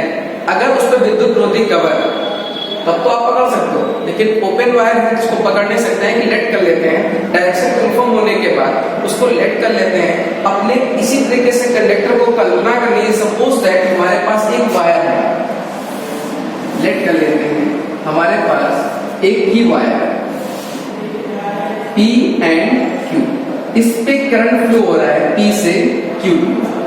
अब इसे हमें लेट करना है, इस वायर को नहीं कैच करना, इसे लेट कर लेना है कि हमने इस वायर को करंट की डायरेक्शन में इस तरह से पकड़ा हुआ है। आप ऐसे ही पकड़ सकते हैं और इसे ऐसे पकड़ सकते हैं। मींस आप किसी भी वायर को नीचे से ऐसे ऊपर की ओर पकड़ लेते हैं, थंब कहाँ डायरेक्शन जाएगी Q की ओर। अगर ऊपर से ऐसे पकड़ेंगे तो थंब की डायरेक्शन कहाँ जाएगी Q की ओर। बट हमें इस दाएं हाथ के थंब को यूज करने के लिए थंब का ही यूज करते हैं, इसीलिए इसे दाएं हाथ के अंगूठे का नियम कहा गया, क्योंकि इस रूल में आपको अंगूठे का यूज करना है। किसका यूज करना है? अंगूठे का। अब अंगूठे का यूज कैसे करते हैं मैं आपको बताता हूँ। आपको अंगूठे को उसी डायरेक्शन पे रखना है जिस डायरेक्शन पे करंट की डायरेक्शन होगी। अगर करंट की डायरेक्शन कंफर्म है तो आप उस वायर में कंफर्म कर सकते हैं या उस कंडक्टर में कंफर्म कर सकते हैं कि चुंबकीय क्षेत्र की दिशा कैसी होगी। चुंबकीय क्षेत्र की दिशा सिर्फ दो प्रकार की होती है करंट कैरिंग वायर में, एक क्लॉकवाइज और एक एंटी क्लॉकवाइज। क्योंकि किसी भी करंट कैरिंग वायर में अगर मान लेते हैं करंट कैरिंग वायर अगर इसमें मैग्नेटिक फील्ड होगी तो वो उसके सर्किल में होगी। कैसे होगी? उसके चारों। मींस अगर आपके पास कोई करंट कैरिंग वायर लेट कर लेते हैं, जैसे सपोज दैट हमारे पास कोई करंट कैरिंग वायर है, ये कंडक्टर है, अब इसमें मैग्नेटिक फील्ड होगी तो उसके चारों ओर होगी ऐसे सर्किल। कैसे होगी? ऐसे सर्किल में उसके चारों ओर मैग्नेटिक फील्ड होगी, प्रोड्यूस होगी। तो वो डायरेक्शन दो तरीके से हो सकती है, या तो वो इस तरह से कर रही हो सर्किल, या तो वो इस तरीके से कर रही हो। जब इस तरह से कर रही होगी तो क्लॉकवाइज होगी, इस तरह से कर रही होगी वो एंटी क्लॉकवाइज होगी। मींस क्लॉकवाइज और एंटी क्लॉकवाइज मींस जब आपको चुंबकीय क्षेत्र की दिशा आपकी क्लॉक की निडल को फॉलो करते हैं तो उसे हम क्या बोलते हैं? क्लॉकवाइज। अगर फॉलो नहीं करते हैं तो उसे हम एंटी क्लॉकवाइज कहते हैं। तो किसी भी करंट कैरिंग वायर में हम राइट हैंड थंब रूल का यूज करते हैं। Right hand thumb rule means दाएं हाथ के अंगूठे का नियम। आपको इसी तरीके से लेट कर लेना है कि करंट को उसी ओर कैच करके पकड़ना है जिस ओर करंट की डायरेक्शन होगी। जैसे सपोज दैट मैंने क्या लेट किया था? P और Q लेट। अगर इसको हम ऐसे पकड़ते हैं, करंट डायरेक्शन कहाँ जाती है? Q की ओर, तो थंब को कहाँ रखना है?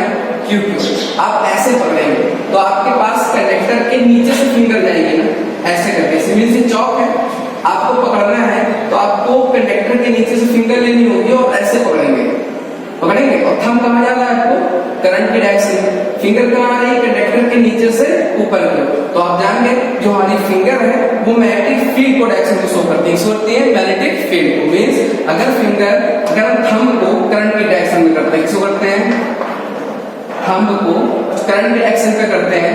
जैसे मान लो ये हमारा थंब हो गया करंट की डायरेक्शन, तो फिंगर होंगी वो कहाँ जा रही होगी? डाउन से अप की ओर। तो करंट की डायरेक्शन अप की ओर क्या होगी?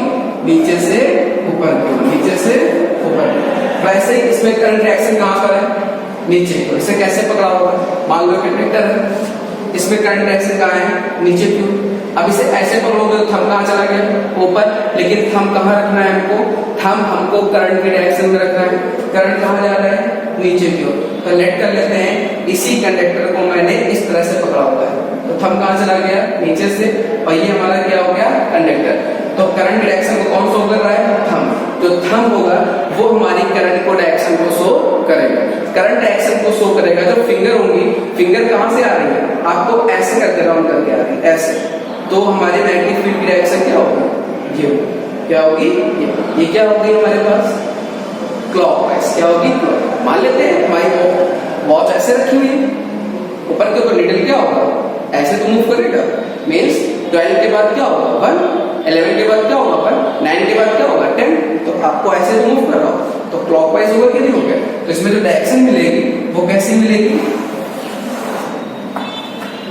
इस तरह से जो डायरेक्शन मिल रही है वायर के पीछे से आकर के आप, तो इस तरीके से हम अपने राइट हैंड मीन्स दाएं हाथ के अंगूठे का नियम का यूज करते हैं और सिर्फ एक ही चीज के लिए यूज करते हैं, वो क्या होता है, चुंबकीय क्षेत्र की दिशा ज्ञात करने के लिए। और चुंबकीय क्षेत्र की दिशा कहाँ पे ज्ञात करनी होती है, किसी कंडक्टर या वायर में। किसी भी कंडक्टर या वायर में विद्युत धारा के द्वारा उत्पन्न चुंबकीय क्षेत्र निकालना है तो आप किसका यूज करोगे, दाएं हाथ के अंगूठे के लिए। इसमें एग्जांपल देता हूं कि आपके पास एक करंट कैरिंग वायर है, बताइए आप कैसे उसकी दिशा निकालेंगे चुंबकीय क्षेत्र, तो आप क्या बताओगे, क्या बताएंगे, तुरंत जवाब देंगे कि हम अपने दाएं हाथ कैसा होता है, सीधा, दाएं हाथ के अंगूठे का रूल यूज करेंगे, ठीक है, दाएं हाथ के थंब रूल को। ऐसे तो होता है थंब रूल, इसी थंब रूल का तो यूज किया गया है। और इसको हमेशा कहाँ पॉइंट करना होता है, किस डायरेक्शन पर, करंट की डायरेक्शन पर। और करंट की डायरेक्शन में जैसे ही आप थंब को, अपने अंगूठे को यूज कर लेंगे तो फिंगर आपकी चुंबकीय क्षेत्र की दिशा को शो करने लगेगी। और कौन सी होगी, वामावर्त या दक्षिणावर्त, जिसे हम बोल सकते हैं क्लॉकवाइज और एंटी क्लॉकवाइज। दो ही तरीके से दिशा हो सकती है, या तो एक क्लॉकवाइज होगी या तो एक एंटी क्लॉकवाइज। नॉर्मली अगर आपसे कोई पूछता है कि किसी धारावाही चालक तार में उत्पन्न चुंबकीय क्षेत्र की प्रकृति क्या होती है, तो आप बताओगे चालक तार के चारों ओर वृत्ताकार। कैसी होती है, चारों ओर वृत्ताकार, ऐसे सर्किल, चारों कैसी होती है, वृत्ताकार। रिंग कैसे होती है, चारों ओर वृत्ताकार। क्लियर। और जैसे जैसे इसमें करंट की वैल्यू आप फ्लो करते जाओगे वैसे वैसे इसमें मैग्नेटिक फील्ड भी क्या होता जाएगा, बढ़ता जाएगा। क्या होता जाएगा, इनकी मैग्नेटिक फील्ड भी क्या करती जाएगी, बढ़ती जाएगी, मतलब स्ट्रॉन्ग होती जाएगी। जो चुंबकीय क्षेत्र होता है वो किस पे डिपेंड करता है, करंट पर। अभी जो चैप्टर का नाम रखा गया था magnetic effect of current, means current के द्वारा चुंबकीय क्षेत्र को उत्पन्न करना। किसी भी चालक तार से हमें चुंबकीय क्षेत्र की दिशा निकालनी है, लेकिन वो चालक तार कैसा होना चाहिए, धारावाही होना चाहिए, उसमें करंट का फ्लो होना चाहिए। अगर करंट का फ्लो नहीं होगा तो वो चुंबकीय क्षेत्र उत्पन्न नहीं करेगा। इसीलिए हम क्या करते हैं, लेट कर लिया, फिगर में आपको दिखाया हुआ है, एक PQ हमारे पास चालक तार है जिसमें करंट की डायरेक्शन कहाँ पॉइंट की हमने, नीचे की ओर। तो जैसे ही आप नीचे की ओर डायरेक्शन पॉइंट करो तो थंब कहाँ होना चाहिए हमारा, इसी के फ्लो होना चाहिए। आप ऐसे ही पकड़ो, जैसे हमने पकड़ा तो क्या करोगे, हम नीचे की ओर आता है। जैसे करंट डायरेक्शन आ गई हमें ऐसे, क्योंकि हमें दाएं हाथ का यूज करना है, आपको बाएं हाथ का यूज नहीं करना है। बाएं हाथ का तो ऐसे हो जाएगा, नहीं, हमें सिर्फ किसका यूज करना है, दाएं हाथ का। दाएं हाथ में इस करंट की डायरेक्शन में थंब को लाने के लिए आप ऐसे पकड़ते हो, थंब कहाँ जा रहा है, ऊपर। तो ये तो रॉन्ग हो गया, क्योंकि अंगूठा कहाँ होना चाहिए, धारा की दिशा में। इसलिए इसे कैसे पकड़ना पड़ेगा, ऐसा। मान लो ये कंडक्टर है, अगर इसमें करंट कहाँ जा रहा है, नीचे की ओर, तो करंट की डायरेक्शन में थंब को लाने के लिए ऐसे पकड़ोगे तो थंब कहाँ गया, ऊपर, करंट कहाँ जा रहा है, नीचे। This is wrong. इसे सही पकड़ने के लिए आपको ऐसे पकड़ना होगा। तो करंट का थंब कहाँ चला गया, नीचे की ओर। किसको प्रूव करने लगा, ये किसको शो करने लगा, ये करंट की डायरेक्शन को शो कर रहा है। बट इसमें हमें चुंबकीय क्षेत्र को कैच करने के लिए आपको फिंगर देखना है। फिंगर देखिए कैसे आ रही है, ऐसे आ रही है, मीन्स कंडक्टर के पीछे से आगे की ओर, कंडक्टर के पीछे से आगे की ओर। तो ये करंट की डायरेक्शन, सॉरी, ये चुंबकीय क्षेत्र की दिशा होगी। किसकी होगी, चुंबकीय क्षेत्र जो कैसी है, क्लॉकवाइज। कैसी है, क्लॉकवाइज। अगर ऊपर फ्लो हो रहा होता है तो ऐसे पकड़ते हैं। देखिए अब फिंगर कहाँ जा रही है, ऊपर से। ये कंडक्टर है, कंडक्टर में करंट कहाँ लेट कर लेते हैं, ऊपर की ओर जा रहा है। कहाँ जा रहा है, ऊपर। जैसे मान लेते हैं ये हमारे पास वायर है, करंट की डायरेक्शन का ऊपर। तो हम ऐसे पकड़ोगे, इसको ऐसे कैच करेंगे। तो आप ऐसे कैच करोगे थंब को करके, तो आपकी फिंगर कहाँ जा रही है, कंडक्टर के ऊपर से पीछे की ओर। तो अब आपकी डायरेक्शन ये हो गई एंटी क्लॉकवाइज। कैसे हो गई, एंटी। इस तरह से आपको इसको यूज करना है। अगर डेफिनेशन लिखनी है तो ऐसे करते हैं, दाएं हाथ के अंगूठे का नियम। कल्पना करें कि आप वायर पकड़ नहीं सकते हो, कल्पना करें कि यदि दाएं हाथ से एक चालक तार, दाएं हाथ से एक चालक तार को पकड़ा, क्या है, दाएं हाथ से एक चालक तार को हमने पकड़ा हुआ है, तो अंगूठा चालक में प्रवाहित धारा की ओर संकेत करेगा। अगर पकड़ा हुआ है तो हमेशा इस रूल में अंगूठा हमारी किसकी दिशा को फॉलो करेगा, धारा की दिशा। वो तो अंगुलियां किसको प्रदर्शित करेंगी, चुंबकीय क्षेत्र की दिशा को प्रदर्शित करेंगे। इसी को हम दाएं हाथ के अंगूठे का नियम जैसा है आप लोग कर सकते हैं।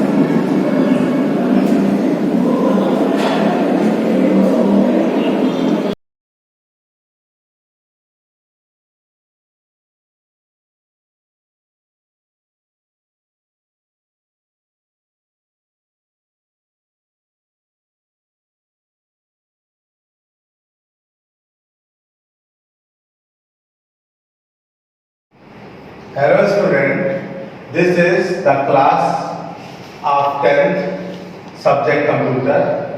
आज हम लोग पढ़ेंगे, लास्ट टर्म पे हम लोगों ने पढ़ा था लीनियर सर्च क्या होता है। आज हम लोगों का टॉपिक है बाइनरी सर्च क्या होता है। आप सब लोगों ने पढ़ रखा है इधर कि सर्चिंग क्या होती है। सर्चिंग में क्या होता है कि हम लोग एक एरे लेते हैं, उसमें किसी भी एलिमेंट को सर्च करते हैं जो यूजर के द्वारा दिया गया होता है। तो एरे डिक्लेयर करने के लिए आपको पता ही है कि एरे कैसे डिक्लेयर करते हैं। एरे डिक्लेयर करने के लिए हम लोग डेटा टाइप, एरे नेम और एरे साइज देते हैं। यहाँ पर हम लोगों ने एक एरे ले रखा है, ये हमारा एरे है। ये एरे जो है हमारा, ये हमारा एक इंटीजर टाइप का एरे है जिसमें हमारा जो एरे का साइज है वो 11 है। देखिए लिखा है n = 11, जो एरे का साइज है वो 11 है। और यहाँ पर देखिए जो एरे का साइज 11 है उसमें 0 1 2 3 4 5 6 7 8 9 10 ये सब हमारी इंडेक्स पोजीशन है। और इंडेक्स पोजीशन हमेशा एरे के साइज से कम होती है, तो इसमें एरे के साइज से कम इंडेक्स पोजीशन है। एरे में देखिए एलिमेंट्स हैं 2 17 23 34 56 61 69 78 84 91 एंड 98। यानी ये क्या है, ये एरे पहले से ही शॉर्टेड है। क्या है, एरे पहले से ही शॉर्टेड है। अगर कोई एरे पहले से शॉर्टेड नहीं है तो हम लोग ने दो शॉर्टिंग टेक्निक्स पढ़ी थी, बबल शॉर्ट और सिलेक्शन शॉर्ट। उनकी सहायता से सबसे पहले एरे की शॉर्टिंग करेंगे, तब हम लोग बाइनरी सर्च का प्रयोग करेंगे। यानी बाइनरी सर्च में जो एरे होता है उसको शॉर्टेड फॉर्म में होना चाहिए। एरे को कैसा होना चाहिए, शॉर्टेड फॉर्म में होना चाहिए। उसके बाद देखिए क्या दिया है, उसके बाद दिया है ये पूरा एक एरे दिया हुआ है जिसमें एलिमेंट्स सारे आपको दिख रहे हैं, ये सारे एलिमेंट्स हैं। और इन एलिमेंट्स में देखिए जो सबसे पहली वैल्यू है ये आपका पूरा एरे है। इसका हम लोगों ने देखा पहली वैल्यू लो बराबर 0 लिखा है और last value high equal to 10 लिखा है। यानी इस एरे को हम दो भागों में बांट देंगे। तो देखिए यहाँ पे 0 + 10, 0 + 10 मतलब 10 डिवाइड बाय 2, यानी मिड क्या होगा इसका, मिड होगा इसका 61। यानी अब हमारा ये एरे, एक एरे हमारे यहाँ से यहाँ तक वर्क करेगा और दूसरा आपका यहीं से यहाँ तक। यानी इस एरे को हमने दो भागों में डिवाइड कर लिया। इस एरे को दो भागों में हमने डिवाइड कर लिया। एक हमारा हो गया 0 to 5 और दूसरा हो गया 5 to 10। इतना आपको आ गया होगा कि किस तरह से हमने एरे का मिड निकाल लिया। अब यहाँ पर आपको सब चीजें पता है, लो इक्वल टू 0 है, मिड इक्वल टू 5 है, हाई इक्वल टू 10 है। अब यहाँ पर हमारी तीन कंडीशंस अराइज होंगी। There are 3 conditions which are, first condition is when key element, if we take a element, कोई भी एलिमेंट ले लें, इसमें से एक एलिमेंट ले लें, वो हमारा की एलिमेंट होगा।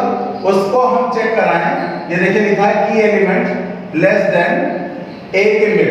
a के मिड से अगर छोटा है तो हम लोग कहाँ सर्च करेंगे, ये पहले वाले एरे में सर्च करेंगे, हम लोग इसमें सर्च करेंगे।